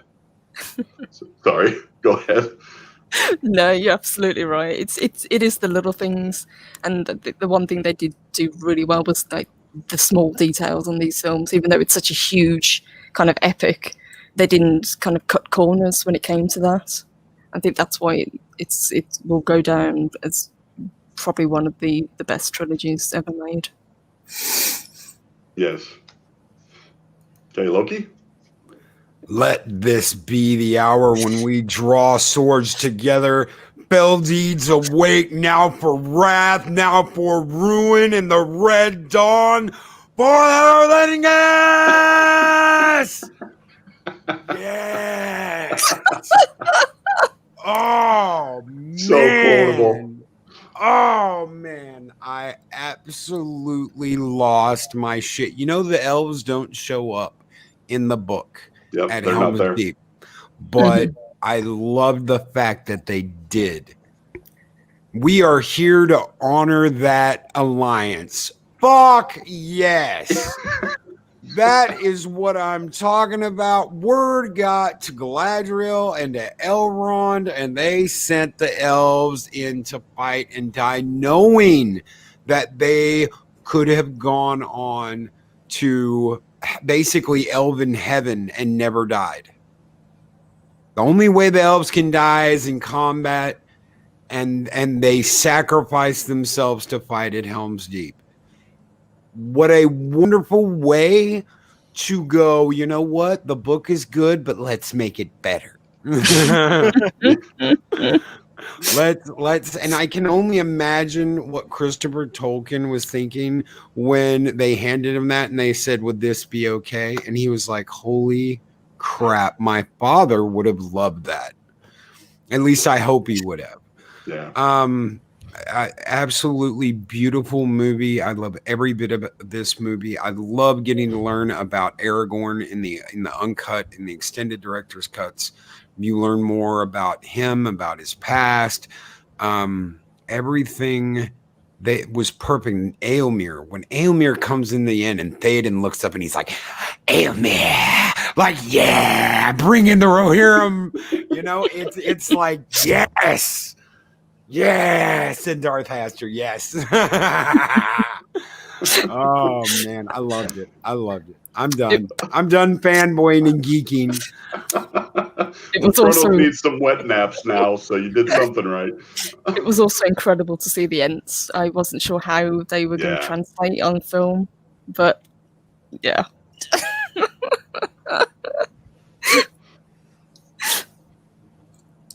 Okay, Spartan. We're talking about the second one, right? Yeah, Still Two there. Towers. Okay. We kind of jump around a lot. Get kind of confused. So I'm like, that's are my we here? fault. Are we there? Or really did like that movie. I think that's my favorite in the trilogy as well. With the battle at Helm's Deep, the battle between the Wog Riders or the Warg. Mhm. The The Warg Riders. Yeah. Yep. Then the charge of the Rohirrim at the end. Oh, really? Yeah, with Gandalf leading them down that mountainside. That's. Mm-hmm. Oh, and when you see, I can't remember his name right now, but when he tumbles off the edge, being dragged by the Warg. Oh, Aragorn. Aragorn. Yeah. Why couldn't I remember that? And you can just see the pain and anguish, but on the faces of Legolas and Gimli. And then when they tell Arwen, or who is I think it's Eowyn. Eowyn, Those yeah. two names are really close and get confusing in this book, or in Like, the you can movie, because you can they just pronounce them almost the see same. the pain and how well they acted out, how like they just lost one of their best friends, like really did. I love that. Yeah. And when Aragorn tosses Gimli onto the bridge. Toss me. What? Don't tell the elf. I can't make the jump. I can't make it jump. Toss me. Don't tell the elf. Not the Oh. Okay. Adega, what about you? And the salted pork is particularly good. Merry and Pippin are awesome. Oh, Salted pork. Ents. I forgot all about the Ents. Yeah, no, I there's no doubt that battle at Helm's Deep was epic, and it's probably one of the best ones. It's got to be in the top 5 ever done on film out of any genre. But there was so much good, and I'm with Purple. You know, it was the Ents were amazing. I'm gonna do a rockin' storm. You know, it was cool. And then seeing all the orcs run off into the trees, knowing exactly where they're going, and hearing them squeal like pigs. It was. But seeing Saruman spike through and then dipped into the water, and the two hobbits sitting there smoking pipeweed, I just go, yeah, that's the way a battle ends. We are. I can't remember how he says that. We are indulging in some just well-deserved, spoils of war or something like that. And just, how do we find you smoking and drinking and he's all upset. Drinking and smoking. We are sitting in a field of battle, enjoying some well-earned desserts. Yeah, there you go. Yeah, That's it. Something wrong that line. Old Toby.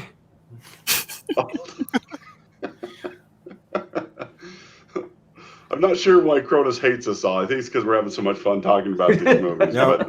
But sorry, Kronos. Oh, he I I wants like how they made the to go watch chicken look the as movie big as a again. giant turkey floating away. Oh, yeah. This is another one. This for a while was kind of my least favorite of the three, but this one, kind of like Empire, has grown on me over time. Like I was always struggled with Empire being in the middle movie of Star Wars, but this one has really grown on me because you get introduced to the culture of the Rohirrim, and just they're a very hardy people. And Wormtongue has, he's poisoned the mind of the king and stuff. And to watch that transformation of Theoden, Yeah. when Gandalf walks in there and breaks him from Saruman's spell. I love that whole sequence, especially because he's like, oh, you wouldn't deprive an old man of his cane, and Wormtongue's like, I told you to take his staff, and that whole sequence is just fantastic. Well, Like I say, Brad Saruman, Dourif. Go ahead. Saruman doesn't even know he's the White Wizard. He has no idea that Gandalf has gone from Gandalf the Grey to the White Wizard, and when he takes that coat off, he feels it. Every ounce of it, he feels it. Yeah, he became what Saruman was supposed to be, and Saruman doesn't realize what's happened until then. But yeah, that is just that whole sequence through there is cool, and it's one of the reasons I love Brad Dourif, because he sells that. He is just into his characters when they go up and Saruman sends forth these armies to Helm's Deep, and you see Wormtongue's tear fall because he realizes they're going to kill everybody. And even though he betrayed those people, he still loved them. And he wanted her more than anything. Pardon me. But it's just that the Peter Jackson did the emotion of these films so well, and he got the most out of the actors. Like with Frodo, is saying he acted so hard, and I think that a lot of that credit goes to Peter Jackson, probably to help, because he was pushing him, and you can do this, you can, I can see him being that kind of a director, just inspiring the best from his people. And I mean, it just when they find Gandalf and he's become Gandalf the White, that sequence where it's transitioning between Saruman's voice and Gandalf's voice was just so cool. I mean, and then boom, there he is in all of his white glory, and and then you get to see that backstory of what happened in his defeat of the Balrog. It is just, I don't know. There's so many great aspects to this particular film, and the Battle of Helm's Deep, I agree, one of the best battle sequences that's ever been done. That especially before the Rohirrim come back, and that where they just look out and there's just this massive army marching up the valley towards them, and the way the orcs are characterized, or actually they're not the Uruk-hai, sorry, but just the only thing I missed in this was in the books, he already has the sword. Aragorn already has the sword with him, and he fights with I can't remember what it's renamed is. Anduriel, Flame of the West, forged yeah, from the shards of Narsil. That's right, Anduriel. So I mean, he fights with that at Helm's Deep, and you can see the blade fighting against the Uruk-hai, and it describes it in the book as it's turned blue, just like Bilbo's sword would when it got close to orcs. And you can just see this slashing through on the parapets and stuff as he's fighting at Helm's Deep. And that's the only thing I kind of missed, but I understand why they did that. They brought it in later to give it more impact. But yeah, I just, the way it's described in the book, and like you guys were saying, the elves being brought in, at first I was like kind of irritated with that. I'm like, that's not how that happened. But I'm like, you guys, I'm like, it made it better. It made it that much cooler to have that old alliance, honored. And it just, I don't know, they really did this one well. this is a lot of fun to watch this, to get in a group of people that are real Tolkien fans and watch this. I remember watching this in the theater, and I love being part of an audience that reacts, that cheers, and that, and is really part of it. I remember going to a Star Trek opening night where that happened. It was Star Trek 6, and the audience was just super into this film, and it just makes it so much fun to be a part of that experience. And it's one of the reasons I hope theater going never disappears, is because you only get that in a room full of strangers where everybody's there to just love what they're about to see. And especially when they really do a good job with the film and it pans out. But Merry and Pippin's story in this, the fight between, with Gimli and Legolas and Aragorn tracking Merry and Pippin and finding the leaves of Lorien. Now, not idly do the leaves of Lorien fall. Just all of it was just so fun to watch and so cool. And and those little details that just, it's just, I don't know. It's just, they're so great. And these really will be, I think, the benchmark for a trilogy for I don't know how long. Until Adega's books come out on the movie, and we Yes. and we get to see Adega's vision brought to life. But you got to screenwrite. You got to be there to screenwrite it, man. You don't know how bad that worries me. Ryan Johnson is gonna make it. No. No. Give me a knife. We'll end his movie career in one fell swoop. But yeah, so anything else you guys want to say about this one before we move on to the last one for the night, the Return of the King? Fine. I'll just go. No. So let's move on to Return of the King, and let's start with Adega. We haven't started with him first, then we'll go to Spartan, Purple, Loki, and then back to me. An elf will go underground where a dwarf will not. I love that. I loved going underground to get those the undead warriors. That camp on the pass up the side of the hill. It's just the visions that they had. I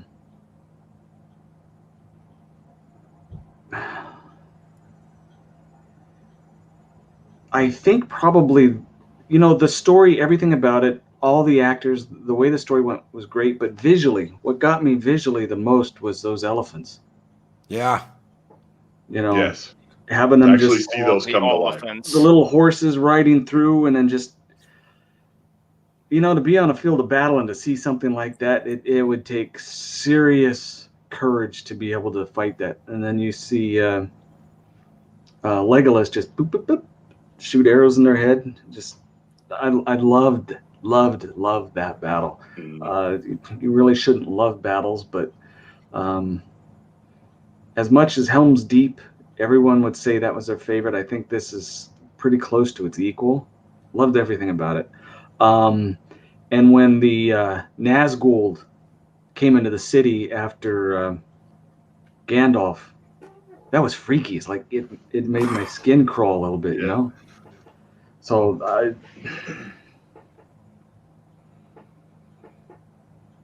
I think I don't know. There was just so much. It ended really well. The only thing I didn't like about it, and it's probably just because I watched the extended version, is just it ends and then it ends and then it ends and then it ends and then it ends.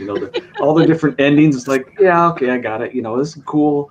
I'll watch one this time, one the next time, but it's just, they're all good endings. I just, watching it all together, that kind of gets to me a little bit. But other than that, I loved it.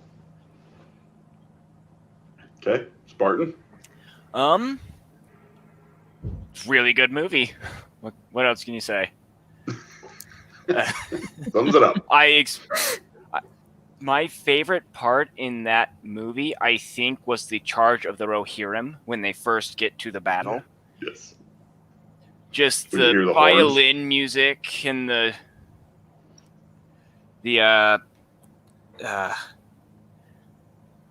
speech, the inspiring Like the beacon. speech. Oh, the lighting of the beacons was a really cool thing to watch as well. But what was- I'm getting lost in it all. It's getting tired. Can't keep up with this old people. And then the battle before they got there, and that giant boar ram they used to break down the gates. The fiery boar ram. Oh, yeah. Gron. Grom. Yes, Grom. That was there was an evil Mordoth was the bad guy before Sauron. And that was supposed to be the head of his hammer. He had like a huge hammer, and Grom was supposed to be the head of his hammer. Anyway. Wow. In the cartoon version of it, I love how they made that, where like it almost made its own sound. It was like Grom, and it just, every time it smashed, you could almost hear, you could hear his name being chanted by the orcs, or it really was kind of creepy but cool. Sorry, Spartan, go ahead. No, all good. And then the battle at the Black Gates, where they're buying time and distracting the Eye of Sauron from Frodo so he can go and destroy the ring.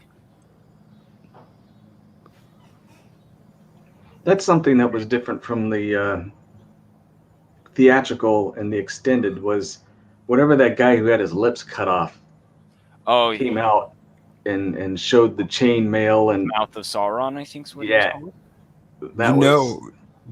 That was one of Aragorn's people. Didn't know that. Yeah, that was a Numenor. That was a Numenorian that sold out to Sauron and received immortality in return. That was one of Aragorn's own people, one of the Numenors. Wow.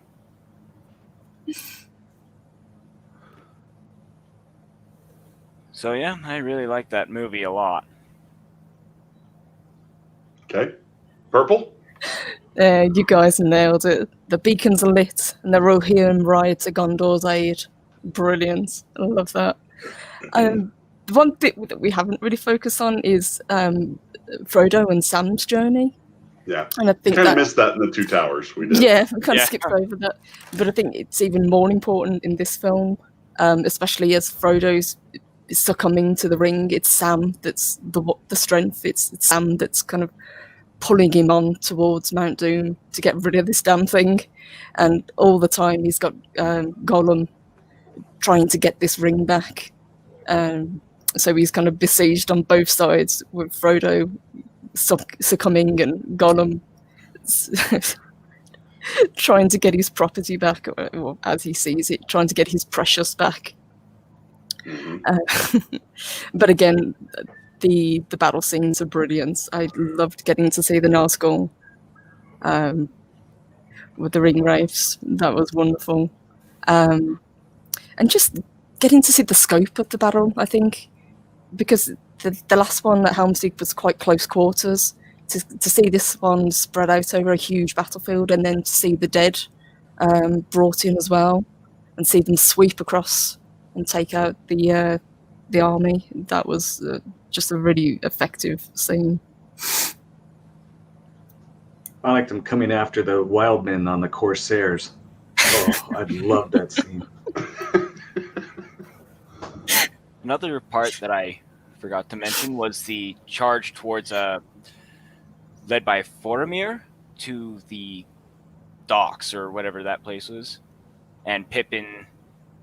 Was it Pippin singing? Yep, it was Pippin. Oh, yes. Mhm. Oh, Yeah.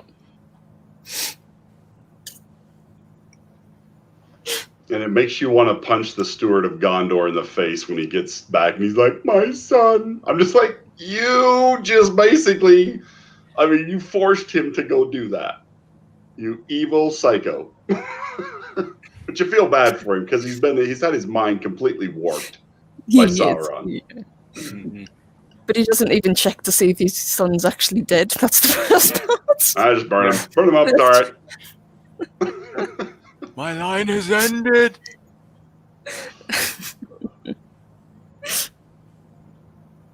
Yeah, you almost cheer when he catches on fire and runs off the end of, the cliff. You're just like, yep, you deserve that. Thus endeth the tale of the Steward of Gondor. Mm-hmm. I was definitely happy when Gandalf whacked him in the face with his pole, with his staff. Just like, thank you very much. All right, Loki, you're up. Arise, arise, riders of Theoden, fell deeds awake, fire and slaughter, spear shall be shaken, shield be splintered, a sword day, a red day, ere the sun rises. Yes. And Adega brought up so many endings. Did y'all ever hear about the Jack Nicholson story with Elijah Wood? Yeah. No. I've heard that. Elijah Wood is outside of the theater having a smoke as the movie's ending. He's sitting there having a smoke and out watch Jack Nicholson. And he's like, "Oh, Mr. Jack Nicholson, it's so nice to meet you. How did you like the movie?" And he's like, "Too many endings, kid." He goes, "What?" He goes, "Well, you got an ending after this battle, and you got an ending after this battle, and the ring got melted and it ended, and then you had another ending at the elf place, and then you had another ending after that. 5 endings, kid, 5 endings." And yeah, I'm right there. The end of that movie is an endurance trial of, oh my God, is it really over? Is the trilogy really ending? Because we're still going, and it's 30 minutes after the ring's been destroyed, and we're still going. Oh man. I love it. I don't love it as much as Two Towers. I love the extended version. When you find out what happens to Gandalf's staff, Spartan, you mentioned he hits the steward with his staff. He actually hits him with a spear because his staff had been broken by the Witch King. The Witch King shattered his staff and showed Gandalf, "Your time has ended." No, It is before my that, time when now. he thought his son was dead, when he was first brought, and he's like, "Abandon your posts, flee for your life." Yes. And then Gandalf comes and whacks him with the Wax staff. him, yes. But yes, you're right. When he shoves him off his son into the pyre with the spear. Yeah. I just believe all your lives. There's so many quotable scenes in this movie, and I am no man. One thing they never really explain is it wasn't just her. Little Mary stabs him with a knife, and he is so diminished that a little hobbit hurt him that it gave her the opportunity. It gave her the opening she needed to kill him. And it almost killed him. Yeah, when he did it. He was wounded by Mary stabbing him in the heel, and he was so just freaked out that he was hurt by such a little creature that it gave her the opening to kill him. But yeah, I loved it. I am no man. And strong female character and it shows her what happened to her after it, but he beat the shit out of her in the book. He left her bruised and bloody and on the verge of not getting through that fight. He really beat the hell out of her in that fight in the book. But it's cinematic history. That's what we got. We got cinematic history. Best line out of all 3 of those. You kneel for no one. Yeah. My friends, you kneel for no one. Yes. Oh, that was that scene and that quote. Oh, really well done. So I wanted to bring up a couple people's quotes here because before I give my little spiel. Gandalf's speech about death not being the end and then the swift sunrise over a far green country. That was that was an amazing moment in the film. Because it's just, and that's what I love about this one in particular. There's these pauses, like all this action, everything's going on, and then there's just a pause, and it's like it clues you in to what's really important, like the core of the story. What's really happening, what this is all really about is these small character moments that we all have in our lives. But sometimes they get overlooked in the great scheme and the great battles and the great fights and stuff. It's just it is those small moments. And there's another one I wanted to see if I can find it here. I apologize. I think it was Lady Mist, where I think Lady Mist brought up the fact that the only thing she didn't like was the fact that Sam and Frodo turn on each other, which that does not happen in the books. It kind of heightens the tension of what happens, in those scenes and stuff where Sam leaves. I mean, but that doesn't happen in the books, and she is right about that. I think I don't know. Trying to boil this one down is really tough. It's this is probably, if I had to rate them, I'd say Fellowship, Return of the King, and Two Towers for me. And I love them all, so it's really hard to put them in an order. But this one seems to break, like I said, it breaks it down into really, and then they all do this to a certain extent, but it breaks it down into these small character moments that I'm just like, that are the real teachable moments, the things that you're just like, through all of this, these are the things that matter.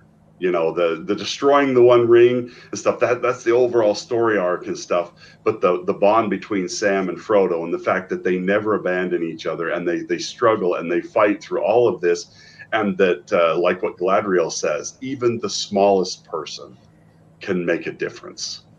And that's one of those messages that goes throughout this whole story, is that you don't have to be the strongest and the most powerful to be the bravest, to be the one that would march through fire, that will care the most, that is the most loyal. That's the thing I love about these books, and that's one of the things I love about Tolkien and C.S. Lewis, is they were contemporaries, and they were both Christians, and they were both kind of helping each other on their stories and giving critiques and stuff. And their story very much is about Christianity and the best parts of Christianity, and why it means so much and stuff. And I love that overarching story. It's a lot more buried in Lord of the Rings than C.S. Lewis. C.S. Lewis, it is very like one-for-one comparisons almost. But I love that about that fantasy world, where it gives you that chance to teach and to bring out amazing things in films that sometimes you don't even realize that you're teaching these great moments, and these very human moments, and that we're all fallible, but if we all work at it, we can rise above. The battle scenes in this are fantastic. I think one of my favorite moments is when the black gates open. Aragorn sees the Eye of Sauron. He's being tested, and he turns around and says, "For Frodo," and turns around and charges into battle to save his friend, to give him the time he needs to do it. It's just that moment, he's got that tear running down his eye, and he's just like, I've been tested, and I'm going to do this. I am going to win this for my friend and give him the chance he needs. It's just there's so many of those moments in this film. It's fantastic. Such a great series of films. They're worthy of being watched over and over again. People should teach classes about how to make books into film. I mean, and they're not perfect. They've got their flaws, but he really tried to make these what they were supposed to be. And I give Peter Jackson total credit for that. He set out to do something great, and he did. He made the greatest trilogy of all time up to this point. And I hope that just sets the bar higher, so that the next people go, how can we do that and do it even better? And that's what great films do, is they inspire us, and they hopefully make us it tests us to rise above and become better. And that's why I say I hope someday somebody does make Adega's books into movies and uses that as their reasoning for doing it, saying, I'm going to make the best trilogy, and I'm going to follow this author's vision and lift cinema to a new high, because that's what Peter Jackson did, and that's what movies should do. So with me having said my piece, what do you guys have to say as your final comments? You just mentioned that point where he looks back and says, for Frodo, the age they made these movies, because I don't know if you've ever seen this or not, when Gandalf is like squinting at the eye and everybody's looking at it and it's showing everybody, they're supposed to be looking at an angelic looking elf that turns to fire and becomes Sauron. And when Sauron's standing there on the battlefield, that's when Aragorn looks back and says, for Frodo, when they charge. And the troll that Aragorn is fighting was originally Sauron. And they looked at this in post-production and they said, you know what? This isn't turning out the way it should be. It should not be a fight between Aragorn and Sauron. The real threat is the ring and what Frodo is turning into in the mountain. Let's not do this. And they turned it into an orc because they realized they had made a mistake, and they admitted to themselves. Peter Jackson talks about this in the extended editions and the director's commentary and all that shit. And you can see it. The deleted scene is in the extended Blu-ray and the extended DVD extras. And he said it wasn't right to do this. So they turned it into a troll. He had him fight an armored troll because that wasn't the point of the film. The point of the film was never to have Aragorn fight Sauron. It was about Frodo in that mountain fighting his demons, trying to do what was right, and then having to deal with Gollum. And he lost. Frodo lost. He lost himself. He lost himself to the ring. Sauron was taking Frodo, and Frodo was going along with it. And at the end of the day, it was Gollum's greed and Gollum's want of the precious that did their job for them and saved them. It wasn't Aragorn. It wasn't Gandalf. It wasn't any of them. It was Gollum, the one thing that Bilbo could have killed back in that cave in The Hobbit and didn't. And that's what Gandalf tells Frodo in the first movie. Are you the one that's going to decide death or life? Are you the one who's going to give him death?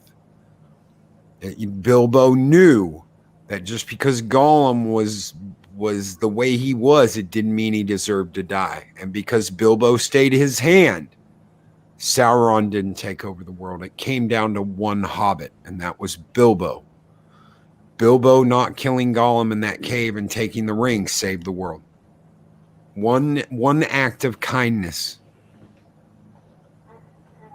Well, there was also probably, you guys were talking, and it's my favorite. It is my favorite part of the movie, and I'd forgotten about it. It was when, just before they got into the mouth of the mountain, and Frodo was done, and Sam picked him up, took him the rest of the way. You know, friendship and devotion. Brotherhood. Yeah. Yeah, I think that also comes from his time in World War One. So he saw the camaraderie between the soldiers. So I think he used that as well as a basis for that kind of friendship. It wasn't the people higher up so much, it was his brothers that he was serving with. I think that's where the bond between Sam and Frodo came from as well. Amen. Spartan? I don't really think I got anything to say to go along with that. I agree with everything. Movies are great, and it's not hopefully, but not likely that you're going to get another book to movie adaptation this good. Hope springs eternal. I agree with that. I completely agree with that. I don't know if we'll ever see anything like this in our lifetime again. No, but I'm kind of okay with that because I never tire of watching these films. Yes. Yeah. If they were going to make a best trilogy, this is a good one to have it be the masterpiece.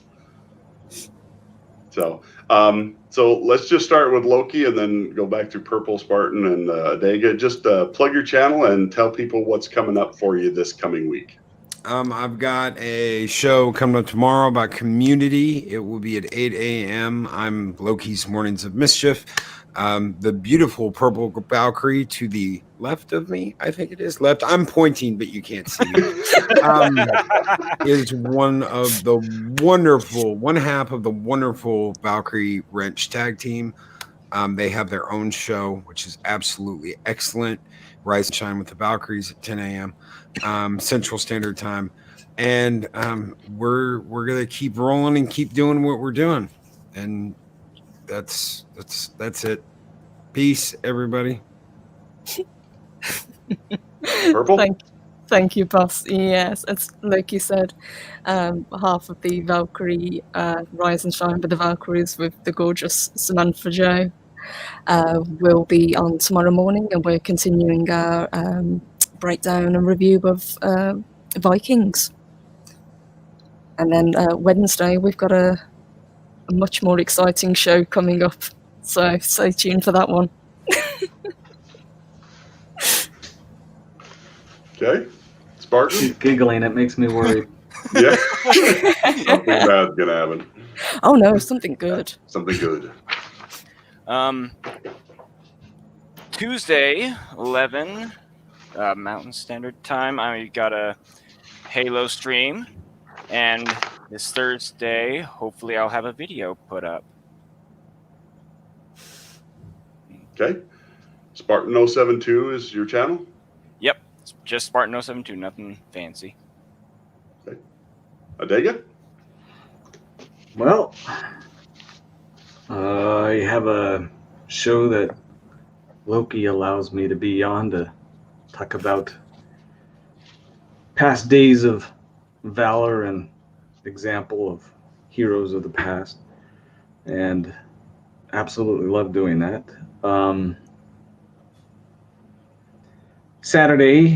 Every Saturday I work with 40 and Barber. We do weird things. We talk about all the bizarre and the conspiracies and UFO type stuff. And Sundays I usually try and release one of chapters for the new the Organza, and it's very, very complicated. So if you jump in the middle, sorry. This one's kind of be tough to follow. If you could read it, you can understand. But and then there's some other things I can't talk about probably for a few more weeks. Hopefully in September. It's supposed to be in September. Really cool things. And for October, this I can talk about. Those of you who are on Loki's Discord, I posted a kind of a poem. And you'll look at it and you'll think, well, what kind of a poem is that? Well, it's the guy who does the CO.AG music. We're friends, and we feed off of each other, and you guys know that. And on October and Halloween, he always does spooky stuff. Well, this year, again, it's been a couple years since we did it before.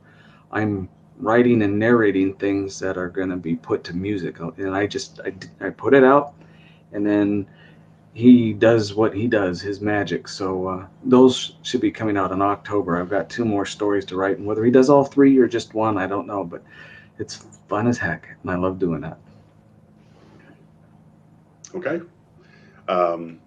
So for me, coming up on my channel next Saturday, we'll be expanding The Expanse. That will be at 6 p.m. I have to try and remember which time these are between the zones. It'll be 7 p.m. Central. We are going to be covering episode 5 of The Expanse season 1. So please come and join us on that. We do a watch party, and then we kind of commentate through the episode, and then do a little short review at the end of it. I'm doing that with Captain Trek and anybody else. And Loki's popped in several times to be a part of that because we all love The Expanse. It's great. If anybody else would like to pop in on that and commentate and be a part of it, just let me know, because we always love to have more people. The Expanse is just a great show and deserves all the credit we can give it. Next Sunday on Speaking with the Speaker, we are going to be discussing Sword Art Online, the anime. And my children will be coming in again for that one. They're all big fans of that one. Really having fun doing these anime streams with my kids because we're all huge anime fans. So we're looking forward to that one. It'll be at the same time. It'll be 6 p.m. Central next Sunday. This week, for those of you who don't know, and it could be a lot of you, I'm planning on trying to do a couple of videos. One, because I have become a health coach, because I have just recently lost over 60 pounds on a diet, and just going to share what's happened with me. And if you know anybody who wants to lose some weight, I might be able to help them. So it's been something that's been great for me. As a truck driver, it's been very difficult to get rid of weight. And this is something that worked for me. So I want to try and help other people. So this is where I'm going to do a short video on that. It'll be coming out sometime this week.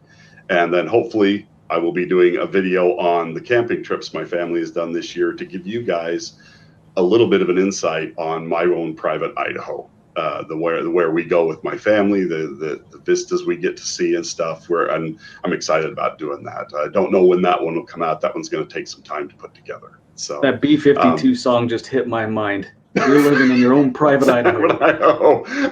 I said that and I'm thinking that was a horrible movie, but I'm going to say that anyway. So I'm just like, anyway.